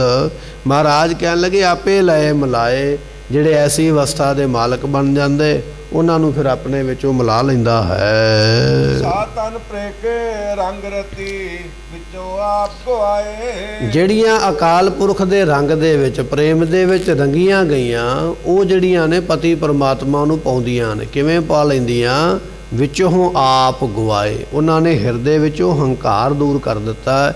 ਜਿੰਨਾ ਚਿਰ ਤੇਰੇ ਮਨ ਵਿੱਚ ਹੰਕਾਰ ਹੈ ਉਹਨਾਂ ਚਿਰ ਪਰਮਾਤਮਾ ਪਤੀ ਰੂਪ ਵਿੱਚ ਨਹੀਂ ਮਿਲੇਗਾ, ਪਰ ਜਦੋਂ ਹੰਕਾਰ ਨੂੰ ਦੂਰ ਕਰਦਾ ਫਿਰ ਉਸ ਦੀ ਪ੍ਰਾਪਤੀ ਹੁੰਦੀ ਹੈ। ਵਿੱਚੋਂ ਆਪ ਗਵਾਏ ਫਿਰ ਕਾਲ ਨਾ ਖਾਏ, ਗੁਰਮੁਖੇ ਕੋ ਜਾਤਾ। ਜਿਨ੍ਹਾਂ ਨੇ ਇੱਕ ਜਾਣ ਕੇ ਪਰਮਾਤਮਾ ਨੂੰ ਹਿਰਦੇ ਵਿੱਚੋਂ ਹੰਕਾਰ ਗਵਾਇਆ ਹੈ, ਮਾਨ ਗਵਾਉਣਾ ਹੈ। ਮਾਨ ਛੱਡਣਾ ਬੜਾ ਔਖਾ ਹੈ। ਗੱਲਾਂ ਕਰਨੀਆਂ ਸੌਖੀਆਂ, ਮਾਨ ਛੱਡਣਾ ਔਖਾ। ਮਾਨ ਮੁਨੀ ਮੁਨਵਰ ਗਲੇ, ਮਾਨ ਸਭੈ ਕੋ ਖਾਏ। ਮਾਨ ਨੇ, ਹੰਕਾਰ ਨੇ ਵੱਡੇ ਵੱਡੇ ਮੁਨੀਆਂ ਨੂੰ, ਰਿਖੀਆਂ ਨੂੰ, ਜੰਗਲਾਂ ਵਿੱਚ ਰਹਿਣ ਵਾਲਿਆਂ ਨੂੰ ਵੀ ਖਾ ਲਿਆ। ਜਿਹੜੇ ਕਹਿੰਦੇ ਨਾ ਮੈਂ ਮਾਨ ਛੱਡਿਆ, ਮਾਨ ਉਹਨਾਂ ਨੂੰ ਵੀ ਖਾ ਗਿਆ। ਕਾਰਨ ਇਹ ਹੈ ਜਦੋਂ ਇਹ ਗੱਲ ਅਸੀਂ ਕਰਦੇ ਹਾਂ ਨਾ ਵੀ ਮੈਂ ਆਹ ਗੱਲ ਛੱਡ ਕੇ ਆਇਆ, ਮੈਂ ਆਪਣਾ ਘਰ ਛੱਡ ਕੇ ਆਇਆ, ਇਹ ਵੀ ਤੇ ਹੰਕਾਰ ਹੀ ਹੈ ਨਾ। ਮੈਂ ਮਾਇਆ ਛੱਡੀ, ਮੈਂ ਪਰਿਵਾਰ ਛੱਡਿਆ, ਮੈਂ ਵਿਆਹ ਨਹੀਂ ਕਰਵਾਇਆ, ਮੈਂ ਜੰਗਲ ਵਿੱਚ ਰਹਿੰਦਾ, ਮੈਂ ਦੁਨੀਆ ਦੇ ਸੁੱਖ ਨਹੀਂ ਲੈ, ਤੇ ਹੈ ਤੇ ਮਾਣ ਹੀ ਹੈ ਨਾ ਵੀ ਮੈਂ ਨਹੀਂ ਲੈ, ਬਾਕੀ ਤੇ ਲੈਂਦੇ ਪਏ। ਮਹਾਰਾਜ ਕਹਿਣ ਲੱਗੇ ਮਾਣ ਛੱਡਣਾ ਬੜਾ ਔਖਾ ਹੈ। ਕਈ ਵਾਰੀ ਅਸੀਂ ਚੀਜ਼ ਨੂੰ ਛੱਡ ਕੇ ਫਿਰ ਵੀ ਮਾਣ ਕਰਦੇ ਹਾਂ ਵੀ ਮੈਂ ਛੱਡੀ ਹੈ। ਬਿਨ ਹਉ ਤਿਆਗ ਕਹਾਂ ਕੋ ਤਿਆਗੀ। ਜਿੰਨਾ ਚਿਰ ਹਉਮੈ ਨਹੀਂ ਛੱਡਦਾ ਉਹਨਾਂ ਚਿਰ ਤਿਆਗੀ ਨਹੀਂ। ਜੇ ਘਰ ਛੱਡ ਕੇ ਵੀ ਇਹ ਗੱਲ ਚੇਤੇ ਆ ਗਈ ਨਾ ਵੀ ਮੈਂ ਘਰ ਛੱਡਿਆ, ਤੇ ਫਿਰ ਘਰ ਛੱਡਣ ਦਾ ਲਾਭ ਨਹੀਂ, ਮੈਂ ਤੇ ਫਿਰ ਵੀ ਆ ਗਈ। ਸਤਿਗੁਰੂ ਪਾਤਸ਼ਾਹ ਕਹਿਣ ਲੱਗੇ ਭਾਈ ਬਚਨ ਇਹ ਹੈ ਵਿੱਚੋਂ ਆਪ ਗਵਾਏ। ਆਪਣੇ ਹਿਰਦੇ ਵਿੱਚੋਂ ਹੰਕਾਰ ਨੂੰ ਗਵਾ, ਪਰ ਗਵਾਉਣਾ ਬੜਾ ਔਖਾ ਹੈ। ਤੇ ਪਾਤਸ਼ਾਹ ਕਹਿਣ ਲੱਗੇ ਫਿਰ ਕਾਲ ਨਾ ਖਾਏ, ਫਿਰ ਤੈਨੂੰ ਜਮ ਖਾ ਨਹੀਂ ਸਕਣਗੇ। ਤੇ ਪਾਤਸ਼ਾਹ ਕਹਿਣ ਲੱਗੇ ਗੁਰਮੁਖ ਏਕ ਹੋ ਜਾਤਾ। ਗੁਰਮੁਖਾਂ ਨੇ ਇੱਕ ਅਕਾਲ ਪੁਰਖ ਨੂੰ ਜਾਣਿਆ ਹੈ। ਕਾਮਨੇ ਚ ਪੁੰਨੇ ਅੰਤਰ ਭਿੰਨੇ ਮਿਲਿਆ ਜਗ ਜੀਵਨ ਦਾਤਾ। ਸਤਿਗੁਰੂ ਪਾਤਸ਼ਾਹ ਕਹਿਣ ਲੱਗੇ ਜਿਨ੍ਹਾਂ ਦਾ ਅੰਦਰ ਭਿੱਜ ਗਿਆ ਪਰਮਾਤਮਾ ਦੇ ਨਾਲ, ਤੇ ਜਿਨ੍ਹਾਂ ਨੂੰ ਜਗਤ ਨੂੰ ਜੀਵਨ ਦੇਣ ਵਾਲਾ ਪਰਮੇਸ਼ਰ ਮਿਲ ਗਿਆ, ਉਹ ਜਿਹੜੀਆਂ ਕਾਮਨ ਇਸਤਰੀਆਂ ਨੇ, ਜੀਵ ਰੂਪ ਇਸਤਰੀਆਂ ਦੀਆਂ ਇੱਛਾਵਾਂ ਪੂਰੀਆਂ ਹੋ ਗਈਆਂ, ਇੱਛਾ ਪੂਰੀਆਂ ਹੋ ਜਾਂਦੀਆਂ ਹਨ। ਸ਼ਬਦ ਰੰਗ ਰਾਤੀ ਜੋ ਬਨ ਮਾਤੀ ਫਿਰ ਕੈ ਅੰਤ ਸਮਾਏ। ਮਹਾਰਾਜ ਬਖਸ਼ਿਸ਼ ਕਰਦੇ ਸ਼ਬਦ ਨਾਮ ਉਪਦੇਸ਼ ਦਾ। ਜਿਨ੍ਹਾਂ ਨੇ ਉਪਦੇਸ਼ ਦਾ ਰੰਗ ਆਪਣੇ ਮਨ ਤੇ ਚਾੜਿਆ, ਉਪਦੇਸ਼ ਨੂੰ ਆਪਣੇ ਮਨ ਦੇ ਉੱਪਰ ਜਿਨ੍ਹਾਂ ਨੇ ਲਾਗੂ ਕਰ ਦਿੱਤਾ ਹੈ, ਉਪਦੇਸ਼ ਗੁਰੂ ਦੇ ਹੁਕਮ ਨੂੰ ਜਿਨ੍ਹਾਂ ਨੇ ਮਨ ਦੇ ਉੱਪਰ ਆਪਣੇ ਰੱਖ ਲਿਆ ਹੈ, ਪਾਤਸ਼ਾਹ ਕਹਿਣ ਲੱਗੇ ਜੋਬਨ ਮਾਤੀ, ਜਿਹੜੀ ਸ਼ੌਂਕ ਅਵਸਥਾ ਰੂਪੀ ਜੋਬਨ ਹੈ, ਕਹਿੰਦੇ ਫਿਰ ਇਹਦੇ ਵਿੱਚ ਮਾਤੀ ਉਹ ਮਸਤ ਹੋ ਗਏ, ਐਸੀ ਅਵਸਥਾ ਪ੍ਰਾਪਤ ਹੋ ਗਈ। ਫਿਰ ਕੈ ਅੰਕ ਸਮਾਏ, ਪਰਮਾਤਮਾ ਦੇ ਅੰਕ ਹਿਰਦੇ ਵਿੱਚ, ਪਰਮਾਤਮਾ ਦੇ ਅੰਕ ਕਹੀਏ ਗਲ ਦੇ ਵਿੱਚ, ਉਹ ਗੁਰਮੁਖ ਸਮਾ ਜਾਂਦੇ, ਲੀਨ ਹੋ ਜਾਂਦੇ ਹਨ। ਸਤਿਗੁਰੂ ਸਾਹਿਬ ਸ਼ਬਦ ਪਛਾਣੀਐ ਆਪੇ ਲਏ ਮਿਲਾਏ। ਪਾਤਸ਼ਾਹ ਬਖਸ਼ਿਸ਼ ਕਰਦੇ, ਉਹ ਸੱਚੇ ਅਕਾਲ ਪੁਰਖ ਨੂੰ ਭਾਈ ਸ਼ਬਦ ਉਪਦੇਸ਼ ਨਾਲ ਹੀ ਪਛਾਣਿਆ ਜਾਂਦਾ। ਦੂਜੀ ਵਾਰੀ ਫਿਰ ਲਿਖਿਆ ਬਚਨ ਮਹਾਰਾਜ ਨੇ ਕਿ ਜੇ ਤੁਸੀਂ ਰੱਬ ਨੂੰ, ਅਕਾਲ ਪੁਰਖ ਨੂੰ, ਪਰਮੇਸ਼ਰ ਨੂੰ ਪਛਾਣਨਾ ਚਾਹੁੰਦੇ ਹੋ, ਪਾਉਣਾ ਚਾਹੁੰਦੇ ਹੋ, ਤੇ ਮਹਾਰਾਜ ਕਹਿਣ ਲੱਗੇ ਸ਼ਬਦ ਦੇ ਨਾਲ ਹੀ ਉਹ ਪਛਾਣਿਆ ਜਾਂਦਾ। ਉਪਦੇਸ਼ ਦੇ ਨਾਲ ਉਸ ਦੀ ਪ੍ਰਾਪਤੀ ਹੁੰਦੀ ਹੈ।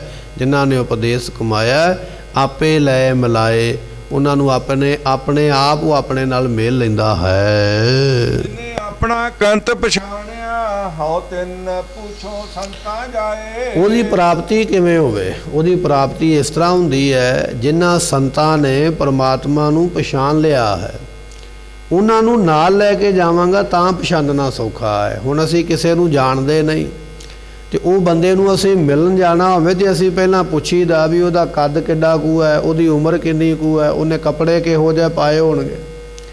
ਮੈਨੂੰ ਕੋਈ ਤੇ ਨਿਸ਼ਾਨੀ ਹੋਵੇ ਨਾ, ਤਾਂ ਹੀ ਪਤਾ ਲੱਗੇ ਨਾ ਵੀ ਮੈਂ ਜਿਹਨੂੰ ਮਿਲਣ ਆਇਆ ਬੰਦਾ ਇਹੀ ਹੈ।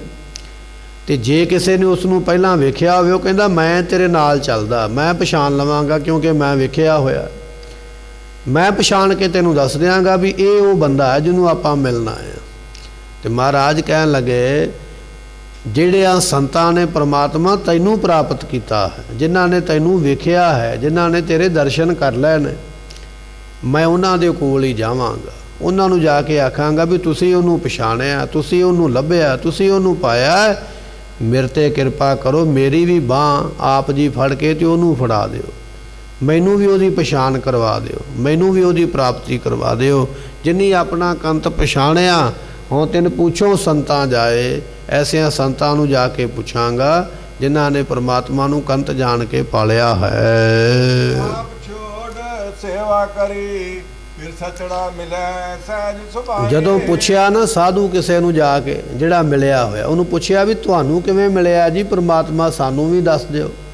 ਤੇ ਮਹਾਤਮਾ ਨੇ ਅੱਗੋਂ ਜਵਾਬ ਦਿੱਤਾ, ਕਹਿਣ ਲੱਗੇ ਸਾਰਿਆਂ ਤੋਂ ਪਹਿਲਾਂ ਮੈਂ ਕੰਮ ਇਹ ਕੀਤਾ ਸੀ ਆਪ ਛੋੜ, ਮੈਂ ਹੰਕਾਰ ਛੱਡਿਆ ਪਹਿਲਾਂ, ਤੇ ਦੂਜਾ ਕੰਮ ਇਹ ਕੀਤਾ ਫਿਰ ਸੇਵਾ ਕਰੀ, ਫਿਰ ਮੈਂ ਸੇਵਾ ਕੀਤੀ। ਦੋ ਕੰਮ ਕੀਤੇ, ਇੱਕ ਹੰਕਾਰ ਛੱਡਿਆ, ਦੂਜਾ ਸੇਵਾ ਕੀਤੀ। ਤੇ ਜਦੋਂ ਮੈਂ ਸੇਵਾ ਕੀਤੀ ਤੇ ਉਸ ਵੇਲੇ ਫਿਰ ਸਚੜਾ ਮਿਲਿਆ ਸਹਿਜ ਸੁਭਾਏ, ਫਿਰ ਪਰਮਾਤਮਾ ਸੁਭਾਵਕ ਹੀ ਮੈਨੂੰ ਆ ਕੇ ਮਿਲ ਗਿਆ। ਸੇਵਾ ਕੀਤੀ ਹੈ ਧੰਨ ਬਾਬਾ ਫਰੀਦ ਸਾਹਿਬ ਜੀਆਂ ਨੇ, ਆਪਣੇ ਮੁਰਸ਼ਦ ਦੀ ਸੇਵਾ ਕੀਤੀ ਇਸ਼ਨਾਨ ਕਰਾਉਣ ਦੀ, ਤੇ ਇਸ਼ਨਾਨ ਕਰਾਉਣ ਵੇਲੇ ਆਪਣੀ ਅੱਖ ਵੀ ਕੱਢ ਕੇ ਦੇ ਦਿੱਤੀ। ਨਹੀਂ ਮੰਨਿਆ ਦਰਦ, ਨਹੀਂ ਮੰਨੀ ਪੀੜਾ, ਵੀ ਮੇਰੀ ਸੇਵਾ ਵਿੱਚ ਵਿਘਨ ਨਹੀਂ ਪੈਣਾ ਚਾਹੀਦਾ। ਐਸੇ ਗੁਰਸਿੱਖ, ਐਸੇ ਭਗਤ ਨੇ ਦੁਨੀਆ ਵਿੱਚ, ਆਪਣਾ ਸਰੀਰ ਕੁਰਬਾਨ ਹੁੰਦਾ ਤੇ ਹੋ ਜਾਵੇ, ਸੇਵਾ ਵਿੱਚ ਫਰਕ ਨਹੀਂ ਪੈਣਾ ਚਾਹੀਦਾ। ਜਦੋਂ ਐਸੀ ਸੇਵਾ ਕੀਤੀ ਨਾ, ਤੇ ਫਿਰ ਕਹਿਣ ਲੱਗੇ ਉਹ ਮਹਾਤਮਾ ਬੜੇ ਖੁਸ਼ ਹੋਏ, ਬੜੇ ਪ੍ਰਸੰਨ ਹੋਏ, ਤੇ ਬਾਬਾ ਫਰੀਦ ਸਾਹਿਬ ਜੀਆਂ ਦਾ ਫਿਰ ਮਿਲਾਪ ਕਰਵਾ ਦਿੱਤਾ ਪਰਮੇਸ਼ਰ ਦੇ ਨਾਲ। ਮਹਾਰਾਜ ਕਹਿਣ ਲੱਗੇ ਭਾਈ ਜਿਨ੍ਹਾਂ ਨੇ ਆਪਾ ਭਾਵ ਛੱਡ ਕੇ ਸੇਵਾ ਕੀਤੀ ਹੈ, ਉਹ ਸੁਭਾਵਕ ਹੀ ਸੁਤੇ ਸਿੱਧੀ ਪਰਮਾਤਮਾ ਨੂੰ ਮਿਲ ਜਾਂਦੇ, ਜਿਵੇਂ ਬਾਬਾ ਫਰੀਦ ਸਾਹਿਬ ਜੀ ਮਿਲੇ ਨੇ। ਇਸੇ ਤਰ੍ਹਾਂ ਗੁਰਮੁਖਾ ਤੂੰ ਵੀ ਆਪਣੇ ਮਨ ਦੇ ਹੰਕਾਰ ਨੂੰ ਪਰੇ ਕਰਕੇ ਸੇਵਾ ਕਰੇਗਾ ਤਾਂ ਉਸ ਦੀ ਪ੍ਰਾਪਤੀ ਹੈ। ਫਿਰ ਸੱਚਾ ਮਿਲੇ ਆਏ ਸਾਚ ਕਮਾਏ, ਸਾਚ ਸ਼ਬਦ ਧਨ ਰਾਤੀ। ਜੋ ਫਿਰ ਪਰਮਾਤਮਾ ਹੈ ਸੱਚਾ, ਉਹਨਾਂ ਨੂੰ ਮਿਲਿਆ ਜਿਨ੍ਹਾਂ ਨੇ ਸੱਚ ਦੀ ਕਮਾਈ ਕੀਤੀ ਹੈ। ਕਮਾਈ ਬਿਨਾਂ ਕੁਝ ਨਹੀਂ ਹੁੰਦਾ। ਜੇ ਅਸੀਂ ਦੁਨੀਆ ਵਿੱਚ ਘਰ ਪਾਉਣਾ ਤੇ ਕਮਾਈ ਕਰਨੀ ਪਵੇਗੀ। ਜੇ ਅਸੀਂ ਦੁਨੀਆ ਵਿੱਚ ਕੋਈ ਸਾਧਨ ਲੈਣਾ ਚਾਹੁੰਦੇ ਹਾਂ, ਕੋਈ ਵਸਤੂ ਲੈਣੀ ਚਾਹੁੰਦੇ ਹਾਂ, ਉਹਦੇ ਵਾਸਤੇ ਕਮਾਈ ਕਰਨੀ ਪੈਂਦੀ, ਫਿਰ ਘਰ ਬਣਾਇਆ ਜਾ ਸਕਦਾ, ਫਿਰ ਕੋਈ ਵਸਤੂ ਲਈ ਜਾ ਸਕਦੀ ਹੈ। ਪਰ ਜਦੋਂ ਪਰਮਾਤਮਾ ਦੀ ਪ੍ਰਾਪਤੀ ਕਰਨੀ ਹੈ ਭਾਈ, ਉੱਥੇ ਵੀ ਕਮਾਈ ਦੀ ਲੋੜ ਪੈਂਦੀ ਹੈ। ਸਾਚ ਕਮਾਏ, ਜਿਨ੍ਹਾਂ ਨੇ ਸੱਚ ਨੂੰ ਕਮਾਇਆ ਹੈ। ਤੇ ਪਾਤਸ਼ਾਹ ਕਹਿਣ ਲੱਗੇ ਫਿਰ ਸਾਚਾ ਮਿਲੇ ਆਏ, ਫਿਰ ਉਹਨਾਂ ਨੂੰ ਪਰਮਾਤਮਾ ਮਿਲਿਆ। ਕਮਾਈ ਉਹਨਾਂ ਨੇ ਵੀ ਕੀਤੀ ਹੈ। ਭਗਤਾਂ ਦਾ ਜੀਵਨ ਪੜ੍ਹ ਕੇ ਵੇਖੋ, ਗੁਰਸਿੱਖਾਂ ਦਾ ਜੀਵਨ ਪੜ੍ਹ ਕੇ ਵੇਖੋ, ਕਿੰਨੀ ਕਿੰਨੀ ਮੁਸ਼ੱਕਤ ਕੀਤੀ ਹੈ। ਮਹਾਰਾਜ ਨੇ ਲਿਖਿਆ ਗੁਰਬਾਣੀ ਦੇ ਵਿੱਚ, ਜਿਨੀ ਨਾਮ ਧਿਆਇਆ ਗਏ ਮੁਸ਼ੱਕਤ ਕਾਲ। ਮੁਸ਼ੱਕਤ ਤੋਂ ਭਾਵ ਮਿਹਨਤ। ਨਾਮ ਜਪਣਾ ਸਭ ਤੋਂ ਵੱਡੀ ਮਿਹਨਤ ਹੈ। ਨਾਮ ਜਪਣਾ ਸਭ ਤੋਂ ਵੱਡਾ ਕੰਮ ਹੈ। ਆਖਣੇ ਔਖਾ ਸਾਚਾ ਨਾਉ ਬਾਣੀ ਦਾ ਬਚਨ ਹੈ। ਮੁਸ਼ੱਕਤ ਕਹਿ ਹੀ ਦੇਣੀ ਹੈ, ਪਰ ਮੁਸ਼ੱਕਤ ਜਿਨ੍ਹਾਂ ਨੇ ਪਰਮੇਸ਼ਰ ਨੂੰ ਮਿਲਣ ਦੀ ਕੀਤੀ ਹੈ, ਮਿਹਨਤ ਕੀਤੀ ਜਿਨ੍ਹਾਂ ਨੇ। ਸਤਿਗੁਰੂ ਪਾਤਸ਼ਾਹ ਕਹਿਣ ਲੱਗੇ ਭਾਈ ਬਚਨ ਇਹ ਹੈ, ਜਿਨ੍ਹਾਂ ਨੇ ਫਿਰ ਸਾਚਾ ਮਿਲੇ ਆਏ ਸਾਚ ਕਮਾਏ। ਜਿਨ੍ਹਾਂ ਨੇ ਕਮਾਈ ਕੀਤੀ ਹੈ। ਦੁਨੀਆ 'ਤੇ ਘਰ ਬਣਾਉਣਾ ਤੇ ਮੈਨੂੰ ਪਤਾ ਮੈਨੂੰ ਕਮਾਈ ਕਰਨੀ ਪਵੇਗੀ। ਦੁਨੀਆ ਤੇ ਕੋਈ ਸਾਧਨ ਲੈਣਾ, ਮੈਨੂੰ ਪਤਾ ਮੈਨੂੰ ਕਮਾਈ ਕਰਨੀ ਪਵੇਗੀ ਤਾਂ ਸਾਧਨ ਆਵੇਗਾ। ਦੁਨੀਆ ਦਾ ਕੋਈ ਵਸਤੂ ਲੈਣੀ ਹੈ ਤੇ ਸਾਨੂੰ ਕਮਾਈ ਕਰਨ ਦਾ ਪਤਾ, ਪਰ ਜਦੋਂ ਪਰਮਾਤਮਾ ਦੀ ਪ੍ਰਾਪਤੀ ਦੀ ਗੱਲ ਆਉਂਦੀ ਹੈ ਫਿਰ ਅਸੀਂ ਕਮਾਈ ਨਹੀਂ ਕਰਨੀ ਚਾਹੁੰਦੇ। ਮਹਾਰਾਜ ਕਹਿਣ ਲੱਗੇ ਅਸੀਂ ਗੁਰਬਾਣੀ ਵਿੱਚ ਲਿਖਿਆ, ਜਿਨੀ ਨਾਮ ਧਿਆਇਆ ਗਏ ਮਸਕਤ ਕਾਲ, ਮਸਕਤ ਕਰਨੀ ਪਵੇਗੀ, ਮਿਹਨਤ ਕਰਨੀ ਪਵੇਗੀ, ਨਾਮ ਜਪਣਾ ਪਵੇਗਾ, ਔਖੇ ਵੀ ਹੋਣਾ ਪਵੇਗਾ, ਸੰਕਟ ਤੇ ਦੁੱਖ ਵੀ ਸਹਿਣਾ ਪਵੇਗਾ, ਮਸ਼ੱਕਤ ਕਰੇਗਾ ਪ੍ਰਾਪਤੀ ਤਾਂ ਹੈ। ਤੇ ਪਾਤਸ਼ਾਹ ਕਹਿਣ ਲੱਗੇ ਸਾਚ ਸ਼ਬਦ ਧਨ ਰਾਤੀ, ਉਹ ਜਿਹੜੀ ਧਨ ਜੀਵ ਇਸਤਰੀ ਹੈ ਸੱਚੇ ਸ਼ਬਦ ਵਿੱਚ ਰਾਤੀ ਕਹੀਏ ਰੰਗੀ ਜਾਂਦੀ, ਪ੍ਰਾਪਤ ਹੋ ਜਾਂਦੀ ਹੈ। ਸਦਾ ਸੁਹਾਗਣ ਅੰਤਰ ਸਹਿ ਸਮਾਧੀ, ਜਿਨ੍ਹਾਂ ਦੇ ਹਿਰਦੇ ਵਿੱਚ ਸਹਿਜੇ ਸਮਾਧੀ ਲੱਗੀ ਨਾ, ਅੰਦਰੋਂ ਜੁੜ ਗਏ ਨਾ ਪ੍ਰਮਾਤਮਾ ਦੇ ਨਾਲ, ਕਦੇ ਨਾ ਰਾਂਡ, ਉਹ ਫਿਰ ਕਦੇ ਰੰਡੀ ਨਹੀਂ ਹੁੰਦੀ। ਜੀਵ ਇਸਤਰੀ ਉਹ ਕਦੇ ਵਿਧਵਾ ਨਹੀਂ ਹੁੰਦੀ ਹੈ। ਕਿਹੜੀ ਨਹੀਂ? ਜਿਨ੍ਹਾਂ ਦੀ ਸਮਾਧੀ ਪ੍ਰਮਾਤਮਾ ਦੇ ਨਾਲ ਲੱਗ ਗਈ, ਜਿਨ੍ਹਾਂ ਨੇ ਪ੍ਰਮਾਤਮਾ ਨੂੰ ਪਤੀ ਜਾਣ ਲਿਆ, ਉਹ ਜੀਵ ਕਦੇ ਫਿਰ ਵਿਧਵਾ ਨਹੀਂ ਹੋਵੇਗਾ। ਕਹਿਣ ਤੋਂ ਭਾਵ ਕਿ ਆਪਣੇ ਪਤੀ ਦੇ ਸਾਏ ਤੋਂ ਬਿਨਾਂ ਨਹੀਂ ਰਹੇਗਾ, ਪਰਮੇਸ਼ਰ ਦਾ ਸਾਇਆ ਸਦਾ ਹੀ ਉਹਦੇ ਤੇ ਰਹੇਗਾ। ਪਾਤਸ਼ਾਹ ਬਖਸ਼ਿਸ਼ ਕਰਦੇ ਸਦਾ ਸੁਹਾਗਣ, ਉਹ ਸਦਾ ਹੀ ਸੁਹਾਗਣ ਰਹਿੰਦੀ ਹੈ ਜਿਨ੍ਹਾਂ ਦੀ ਸਹਿਜੇ ਸਮਾਧੀ ਅੰਦਰ ਹਿਰਦੇ ਵਿੱਚ ਲੱਗ ਜਾਂਦੀ ਹੈ। ਰਿਆ ਭਰਪੂਰੇ ਵੇਖਾਂ ਦੂਰੇ ਰੰਗ ਮਾਣੇ ਸਹਿ ਸੁਭਾਏ। ਸਤਿਗੁਰੂ ਬਖਸ਼ਿਸ਼ ਕਰਦੇ ਉਹ ਪ੍ਰਮਾਤਮਾ ਸਾਰਿਆਂ ਥਾਵਾਂ ਤੇ ਭਰਪੂਰ ਹੈ, ਕੋਈ ਇਹੋ ਜੀ ਜਗ੍ਹਾ ਨਹੀਂ ਵੀ ਜਿੱਥੇ ਉਹ ਨਹੀਂ ਹੈ। ਉਹ ਸਾਰਿਆਂ ਥਾਵਾਂ ਤੇ ਭਰੀਪੂਰਨ ਹੈ। ਵੇਖ ਹਦੂਰੇ, ਜਿਨ੍ਹਾਂ ਨੇ ਉਹਨੂੰ ਬਿਲਕੁਲ ਆਪਣੇ ਨੇੜੇ ਵੇਖਿਆ, ਨੇੜੇ ਜਾਣਿਆ ਹੈ। ਤੇ ਪਾਤਸ਼ਾਹ ਬਖਸ਼ਿਸ਼ ਕਰਦੇ ਰੰਗ ਮਾਣੇ ਸਹਿਜ ਸੁਭਾਏ, ਉਹ ਸੁਭਾਵਕ ਹੀ ਗੁਰਮੁਖ ਜਿਹੜੇ ਨੇ ਉਹਦੀ ਪ੍ਰਾਪਤੀ ਕਰਕੇ ਰੰਗ ਕਹੀਏ ਆਨੰਦ ਨੂੰ ਮਾਣਦੇ ਨੇ, ਐਸੀ ਪ੍ਰਾਪਤੀ ਕਰਦੇ ਹਨ। ਜਿਹਨੇ ਆਪਣਾ ਕੰਤ ਪਛਾਣਿਆ ਉਹ ਤਿੰਨ ਪੁੱਛੋ ਸੰਤਾਂ ਜਾਏ। ਜਿਨ੍ਹਾਂ ਸੰਤਾਂ ਨੇ, ਜਿਨ੍ਹਾਂ ਸਾਧੂਆਂ ਨੇ, ਜਿਨ੍ਹਾਂ ਗੁਰਮੁਖਾਂ ਨੇ, ਜਿਨ੍ਹਾਂ ਨਾਮ ਜਪਣ ਵਾਲਿਆਂ ਨੇ ਪਰਮੇਸ਼ਰ ਨੂੰ ਪਛਾਣ ਲਿਆ, ਪਰਮੇਸ਼ਰ ਨੂੰ ਪਾਲਿਆ, ਮੈਂ ਉਹਨਾਂ ਸੰਤਾਂ ਦੇ ਕੋਲੋਂ, ਉਹਨਾਂ ਸਾਧੂਆਂ ਦੇ ਕੋਲੋਂ ਬੇਨਤੀ ਕਰਕੇ ਪੁੱਛਦਾ ਹਾਂ ਤੁਹਾਨੂੰ ਕਿਵੇਂ ਮਿਲਿਆ, ਕਿਰਪਾ ਕਰਕੇ ਉਹਦੀ ਪ੍ਰਾਪਤੀ ਸਾਨੂੰ ਵੀ ਕਰਵਾ ਦੇਣਾ ਕਰੋ। ਫਿਰੋ ਵਿਛੁੰਨੀਆਂ ਭੀ ਮਿਲੈ ਜੇ ਸਤਿਗੁਰ ਲਾਗੈ ਸਾਚੇ ਪਾਏ। ਜਿਹੜੀਆਂ ਵਿਛੜੀਆਂ ਹੋਈਆਂ ਨੇ ਪਰਮਾਤਮਾ ਦੇ ਨਾਲੋਂ, ਉਹਨਾਂ ਨੂੰ ਵੀ ਦੁਬਾਰਾ ਮਿਲਿਆ ਜਾ ਸਕਦਾ। ਕਈ ਵਾਰੀ ਜ਼ਿੰਦਗੀ ਵਿੱਚ ਕੋਈ ਕੰਮ ਇਹੋ ਜਿਹਾ ਹੁੰਦਾ ਹੈ, ਇੱਕ ਵਾਰੀ ਫੇਲ ਹੋ ਜਾਈਏ ਨਾ ਕੰਮ ਕਰਦੇ, ਕਾਮਯਾਬੀ ਨਾ ਮਿਲੇ ਤੇ ਦੂਜੀ ਵਾਰੀ ਉਹ ਕੰਮ ਕਰ ਹੀ ਨਹੀਂ ਸਕਦੇ, ਉਹ ਖਤਮ ਹੋ ਜਾਂਦੀ ਕਹਾਣੀ ਵੀ ਨਹੀਂ ਕਰ ਸਕਿਆ, ਹੁਣ ਦੁਬਾਰਾ ਨਹੀਂ ਹੋਵੇਗਾ। ਪਰ ਮਹਾਰਾਜ ਕਹਿਣ ਲੱਗੇ ਜੇ ਇੱਕ ਵਾਰੀ ਰੱਬ ਨਾਲ ਟੁੱਟ ਗਿਆ ਨਾ ਤੇ ਇਹਦਾ ਮਤਲਬ ਇਹ ਨਹੀਂ ਹੈ ਵੀ ਹੁਣ ਤੂੰ ਟੁੱਟਿਆ ਹੀ ਰਵੇਂਗਾ, ਦੁਬਾਰਾ ਜੁੜ ਵੀ ਸਕਦਾ। ਸਤਿਗੁਰਾਂ ਦਾ ਬਚਨ ਆਪਾਂ ਪੜ੍ਹਦੇ ਹਾਂ, ਜਦੋਂ ਬੱਚੇ ਦਾ ਜਨਮ ਨਹੀਂ ਹੋਇਆ, ਮਾਤਾ ਦੇ ਗਰਭ ਦੇ ਅੰਦਰ ਹੈ, ਉਦੋਂ ਉਹਦੀ ਲਿਵ ਪਰਮਾਤਮਾ ਨਾਲ ਲੱਗੀ ਹੋਈ ਹੈ। ਜਦੋਂ ਜਨਮ ਲੈ ਕੇ ਦੁਨੀਆ ਤੇ ਆਇਆ ਉਦੋਂ ਲਿਵ ਟੁੱਟੀ ਹੈ। ਮਹਾਰਾਜ ਕਹਿਣ ਲੱਗੇ ਲਿਵ ਛੁਟਕੀ ਲੱਗੀ ਤ੍ਰਿਸ਼ਨਾ ਮਾਇਆ ਅਮਰ ਵਰਤਾਇਆ। ਲਿਵ ਛੁਟਕੀ ਤੋਂ ਭਾਵ ਲਿਵ ਟੁੱਟ ਗਈ, ਤੇ ਟੁੱਟੇਗੀ ਤਾਂ ਨਾ ਜੇ ਪਹਿਲਾਂ ਲੱਗੀ ਹੈ। ਇਹਦਾ ਮਤਲਬ ਇਹ ਹੈ ਕਿ ਜਨਮ ਤੋਂ ਪਹਿਲਾਂ ਬੱਚੇ ਦੀ ਲਿਵ ਪਰਮਾਤਮਾ ਨਾਲ ਲੱਗੀ ਸੀ, ਜਦੋਂ ਜਨਮ ਮਿਲਿਆ ਫਿਰ ਲਿਵ ਟੁੱਟੀ ਹੈ। ਤੇ ਮਹਾਰਾਜ ਕਹਿਣ ਲੱਗੇ ਪਿਰਹੋ ਵਿਛੁੰਨੀਆਂ ਭੀ ਮਿਲੈ, ਜੇ ਤੂੰ ਟੁੱਟ ਕੇ ਦੁਨੀਆ ਤੇ ਆਇਆ ਤੇ ਇੱਥੇ ਆ ਕੇ ਵੀ ਉਹਦੇ ਨਾਲ ਮਿਲ ਸਕਦਾ ਹੈ, ਦੁਬਾਰਾ ਫਿਰ ਮਿਲਿਆ ਜਾ ਸਕਦਾ ਹੈ। ਇਹਦੇ 'ਚ ਉਹ ਕੋਈ ਨਹੀਂ ਹੈ ਗੱਲ ਵੀ ਇੱਕ ਵਾਰੀ ਟੁੱਟ ਗਿਆ, ਦੂਰ ਹੋ ਗਿਆ ਤੇ ਹੁਣ ਦੁਬਾਰਾ ਨਹੀਂ ਮਿਲੇਗਾ।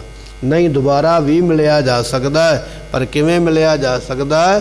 ਜੇ ਸਤਿਗੁਰ ਸਾਚੈ ਪਾਏ, ਜੇ ਪੂਰੇ ਗੁਰੂ ਦੇ ਚਰਨਾਂ ਨਾਲ ਲੱਗੇਗਾ, ਗੁਰੂ ਇੰਨੀ ਸਮਰੱਥਾ ਰੱਖਦਾ ਤੈਨੂੰ ਦੁਬਾਰਾ ਫਿਰ ਪਰਮੇਸ਼ਰ ਨਾਲ ਮਿਲ ਦਿੰਦਾ ਹੈ।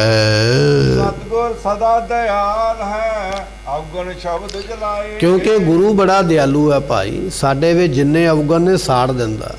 ਸਾਡੇ ਘਰ ਵਿੱਚ ਕੂੜਾ ਕਰਕਟ ਪਿਆ ਹੋਵੇ ਨਾ, ਅੱਗ ਬਾਲ ਕੇ ਸਾਰਾ ਕੁਝ ਉਹਦੇ ਵਿੱਚ ਸੁੱਟਿਆ ਜਾਂਦਾ, ਮਿੰਟੋ ਮਿੰਟੀ ਅੱਗ ਸਾੜ ਦਿੰਦੀ, ਕੂੜਾ ਕਰਕਟ ਸਾਫ਼ ਹੋ ਜਾਂਦਾ।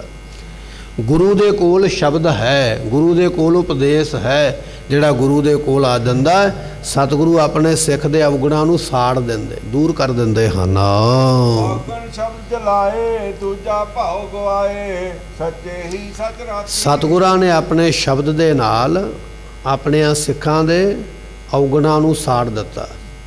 ਅਵਗੁਣ ਸਾੜ ਕੇ ਤੇ ਮਹਾਰਾਜ ਕਹਿਣ ਲੱਗੇ ਦੂਜਾ ਭਾਉ ਗਵਾਏ, ਦ્વੈਤ ਵੀ ਮਹਾਰਾਜ ਦੂਰ ਕਰ ਦਿੰਦੇ, ਈਰਖਾ ਵੀ ਦੂਰ ਕਰ ਦਿੰਦੇ। ਐਸੇ ਸਮਰੱਥ ਹਨ ਸਾਚੇ ਹੀ ਸੱਚ ਰਾਤੀ। ਉਹ ਸੱਚੇ ਗੁਰਮੁਖ ਜਿਹੜੇ ਨੇ ਸੱਚੇ ਨਾਮ ਨੂੰ ਜਪ ਕੇ ਸੱਚੇ ਅਕਾਲ ਪੁਰਖ ਦੇ ਵਿੱਚ ਰਾਤੀ ਕਹੀਏ ਰੰਗੇ ਗਏ। ਸੱਚੇ ਨਾਮ ਦਾ ਰੰਗ ਉਹਨਾਂ ਨੂੰ ਚੜ੍ਹ ਜਾਂਦਾ ਹੈ। ਸੱਚੇ ਸ਼ਬਦ ਸਦਾ ਸੁਖ ਪਾਇਆ, ਹਉਮੈ ਗਈ ਭਰਾਤੀ। ਜਿਨ੍ਹਾਂ ਨੇ ਸੱਚੇ ਦੇ ਸ਼ਬਦ ਨੂੰ ਜਪਿਆ ਹੈ ਤੇ ਪਾਤਸ਼ਾਹ ਬਖਸ਼ਿਸ਼ ਕਰਦੇ, ਉਹਨਾਂ ਨੇ ਸਦਾ ਵਾਸਤੇ ਸੁਖ ਪਾਇਆ। ਜੇ ਸਦਾ ਸੁਖ ਪਾਉਣਾ ਚਾਹਣਾ ਤੇ ਗੁਰੂ ਦੇ ਸ਼ਬਦ ਦਾ ਧਿਆਨ ਧਾਰਨ ਕਰ। ਤੇ ਪਾਤਸ਼ਾਹ ਕਹਿਣ ਲੱਗੇ ਫਿਰ ਹਉਮੈ ਦੀ ਭਰਾਤਾਈ ਉਹਨਾਂ ਦੀ ਖਤਮ ਹੋ ਜਾਂਦੀ ਹੈ, ਹਉਮੈ ਦੀ ਕੰਧ ਉਹਨਾਂ ਦੀ ਦੂਰ ਹੋ ਜਾਂਦੀ ਹੈ, ਹਉਮੈ ਦੀ ਭ੍ਰਾਂਤੀ ਰਹਿੰਦੀ ਨਹੀਂ ਹੈ। ਐਸੀ ਉਹਨਾਂ ਗੁਰਮੁਖਾਂ ਨੂੰ ਦਾਤ ਮਿਲਦੀ ਹੈ। ਨਿਰਮਾਇਲ ਸਦਾ ਸੁਖ ਦਾਤਾ, ਨਾਨਕ ਸ਼ਬਦ ਮਿਲਾਏ। ਗੁਰੂ ਨਾਨਕ ਦੇ ਪਾਤਸ਼ਾਹ ਮਹਾਰਾਜ ਜੀਆਂ ਦੇ ਤੀਸਰੇ ਸਰੂਪ ਨੇ ਧੰਨ ਗੁਰੂ ਅਮਰਦਾਸ ਮਹਾਰਾਜ ਜੀ। ਤੇ ਬਖਸ਼ਿਸ਼ ਕਰਨ ਲੱਗੇ, ਕਹਿਣ ਲੱਗੇ ਭਾਈ ਬਚਨ ਇਹ ਹੈ ਫਿਰ ਨਿਰਮਾਇਲ, ਪਰਮਾਤਮਾ ਮੈਲ ਤੋਂ ਰਹਿਤ ਹੈ। ਕੋਈ ਮੈਲ ਨਹੀਂ ਜਿਹੜੀ ਪਰਮਾਤਮਾ ਵਿੱਚ ਹੋਵੇ। ਤੇ ਪਾਤਸ਼ਾਹ ਬਖਸ਼ਿਸ਼ ਕਰਦੇ, ਕਹਿਣ ਲੱਗੇ ਉਹ ਜਿਹੜਾ ਨਿਰਮਾਇਲ ਮੈਲ ਤੋਂ ਰਹਿਤ ਹੈ ਫਿਰ ਸਦਾ ਸੁਖ ਦਾਤਾ, ਫਿਰ ਉਹ ਸੁੱਖਾਂ ਨੂੰ ਵੀ ਦੇਣ ਵਾਲਾ, ਸੁੱਖਾਂ ਦਾ ਵੀ ਦਾਤਾ ਹੈ। ਨਾਨਕ ਸ਼ਬਦ ਮਿਲਾਏ, ਜਿਨ੍ਹਾਂ ਨੇ ਉਹਦੇ ਸ਼ਬਦ ਨੂੰ ਜਪਿਆ, ਜਿਨ੍ਹਾਂ ਨੇ ਉਹਦੇ ਉਪਦੇਸ਼ ਨੂੰ ਜਪਿਆ, ਉਹਨਾਂ ਨੂੰ ਆਪਣੇ ਨਾਲੋਂ ਮਿਲਾ ਲੈਂਦਾ ਹੈ। ਤੇਰਾ ਵਚਨੀਆਂ ਭੀ ਮਿਲੈ, ਜੇ ਸਤਿਗੁਰ ਲਾਗੈ ਸਾਚੇ ਪਾਏ। ਧੰਨ ਗੁਰੂ ਅਮਰਦਾਸ ਪਾਤਸ਼ਾਹ ਕਹਿਣ ਲੱਗੇ ਭਾਈ ਜਿਹੜੀਆਂ ਰੱਬ ਨਾਲੋਂ ਇੱਕ ਵਾਰੀ ਟੁੱਟ ਗਈਆਂ, ਭੀ ਮਿਲੈ ਦੁਬਾਰਾ ਫਿਰ ਮਿਲ ਸਕਦੀਆਂ। ਗੁਰੂ ਸਮਰੱਥ ਹੋਣਾ ਚਾਹੀਦਾ, ਗੁਰੂ ਪੂਰਾ ਹੋਣਾ ਚਾਹੀਦਾ। ਟੁੱਟੀ ਹੋਈ ਲਿਵ ਦੁਬਾਰਾ ਜੁੜ ਸਕਦੀ ਹੈ, ਟੁੱਟਿਆ ਹੋਇਆ ਜੀਵਨ ਦੁਬਾਰਾ ਫਿਰ ਬਣ ਸਕਦਾ ਹੈ, ਡਿੱਗਿਆ ਹੋਇਆ ਜੀਵਨ ਦੁਬਾਰਾ ਫਿਰ ਬਣ ਸਕਦਾ ਹੈ। ਕਿਵੇਂ ਬਣ ਸਕਦਾ? ਸਾਧੂ ਪੂਰਾ ਹੋਣਾ ਚਾਹੀਦਾ, ਗੁਰੂ ਪੂਰਾ ਹੋਣਾ ਚਾਹੀਦਾ ਹੈ। ਆਪਾਂ ਬਚਨ ਪੜ੍ਹਦੇ ਹਾਂ ਨਾ, ਅਜਾਮਲ ਨਾਮ ਦਾ ਇੱਕ ਵਿਅਕਤੀ ਹੋਇਆ, ਪੰਡਤ ਸੀ, ਵਿਦਵਾਨ ਸੀ, ਗ੍ਰੰਥ ਪੜ੍ਹੇ ਹੋਏ ਸਨ। ਪਰ ਇੱਕ ਸਮਾਂ ਇਹੋ ਜਿਹਾ ਆਇਆ ਇਹਦੇ ਕੋਲੋਂ ਪਾਪ ਏਡਾ ਵੱਡਾ ਹੋ ਗਿਆ, ਪਿੰਡ ਦਿਆਂ ਲੋਕਾਂ ਨੇ, ਸ਼ਹਿਰ ਦੇ ਲੋਕਾਂ ਨੇ ਇਹਦਾ ਬਾਹਿਸਕਾਰ ਕਰ ਦਿੱਤਾ, ਪਿੰਡੋਂ ਬਾਹਰ ਕੱਢ ਦਿੱਤਾ। ਪਰ ਕਹਿਣ ਲੱਗੇ ਕਿਸੇ ਸਾਧੂ ਦੀ ਸੰਗਤ ਮਿਲੀ ਤੇ ਪਰਮਾਤਮਾ ਦੀ ਪ੍ਰਾਪਤੀ ਵਾਲਾ ਹੋ ਗਿਆ। ਪਾਤਸ਼ਾਹ ਕਹਿਣ ਲੱਗੇ ਜਿਹੜੇ ਟੁੱਟੇ ਹੋਏ ਨੇ ਨਾ, ਜੇ ਪੂਰਾ ਸੰਤ ਮਿਲ ਜਾਵੇ, ਪੂਰਾ ਸਾਧੂ ਮਿਲ ਜਾਵੇ, ਪੂਰਾ ਗੁਰੂ ਮਿਲ ਜਾਵੇ ਤੇ ਫਿਰ ਪੂਰੇ ਗੁਰੂ ਨਾਲ ਮਿਲ ਕੇ ਫਿਰ ਪਰਮਾਤਮਾ ਨਾਲ ਜੁੜਿਆ ਜਾ ਸਕਦਾ, ਉਸ ਨੂੰ ਪਾਇਆ ਜਾ ਸਕਦਾ ਹੈ। ਇਹ ਮਹਾਰਾਜ ਸਾਹਿਬ ਜੀਆਂ ਨੇ ਉਪਦੇਸ਼ ਬਖਸ਼ਿਸ਼ ਕੀਤਾ ਹੈ। ਸਤਿਗੁਰਾਂ ਦਾ ਉਪਦੇਸ਼ ਸਾਡੇ ਹਿਰਦੇ ਵਸੇ ਤਾਂ ਕਿ ਸਾਡਾ ਜੀਵਨ ਸਫਲਾ ਹੋਵੇ। ਦਿਓ ਸੱਜਣ ਆਸੀਸੜੀਆਂ, ਜੋ ਹੋਵੇ ਸਾਹਿਬ ਸਿਓ ਮੇਲ। ਨਿਰਮਾਇਲ ਸਦਾ ਸੁਖ ਦਾਤਾ, ਨਾਨਕ ਸ਼ਬਦ ਮਿਲਾਏ। ਤੇਰਾ ਵਚਨੀਆਂ ਭੀ ਮਿਲੈ, ਜੇ ਸਤਿਗੁਰ ਲਾਗੈ ਸਾਚੇ ਪਾਏ। ਵਾਹਿਗੁਰੂ ਜੀ ਕਾ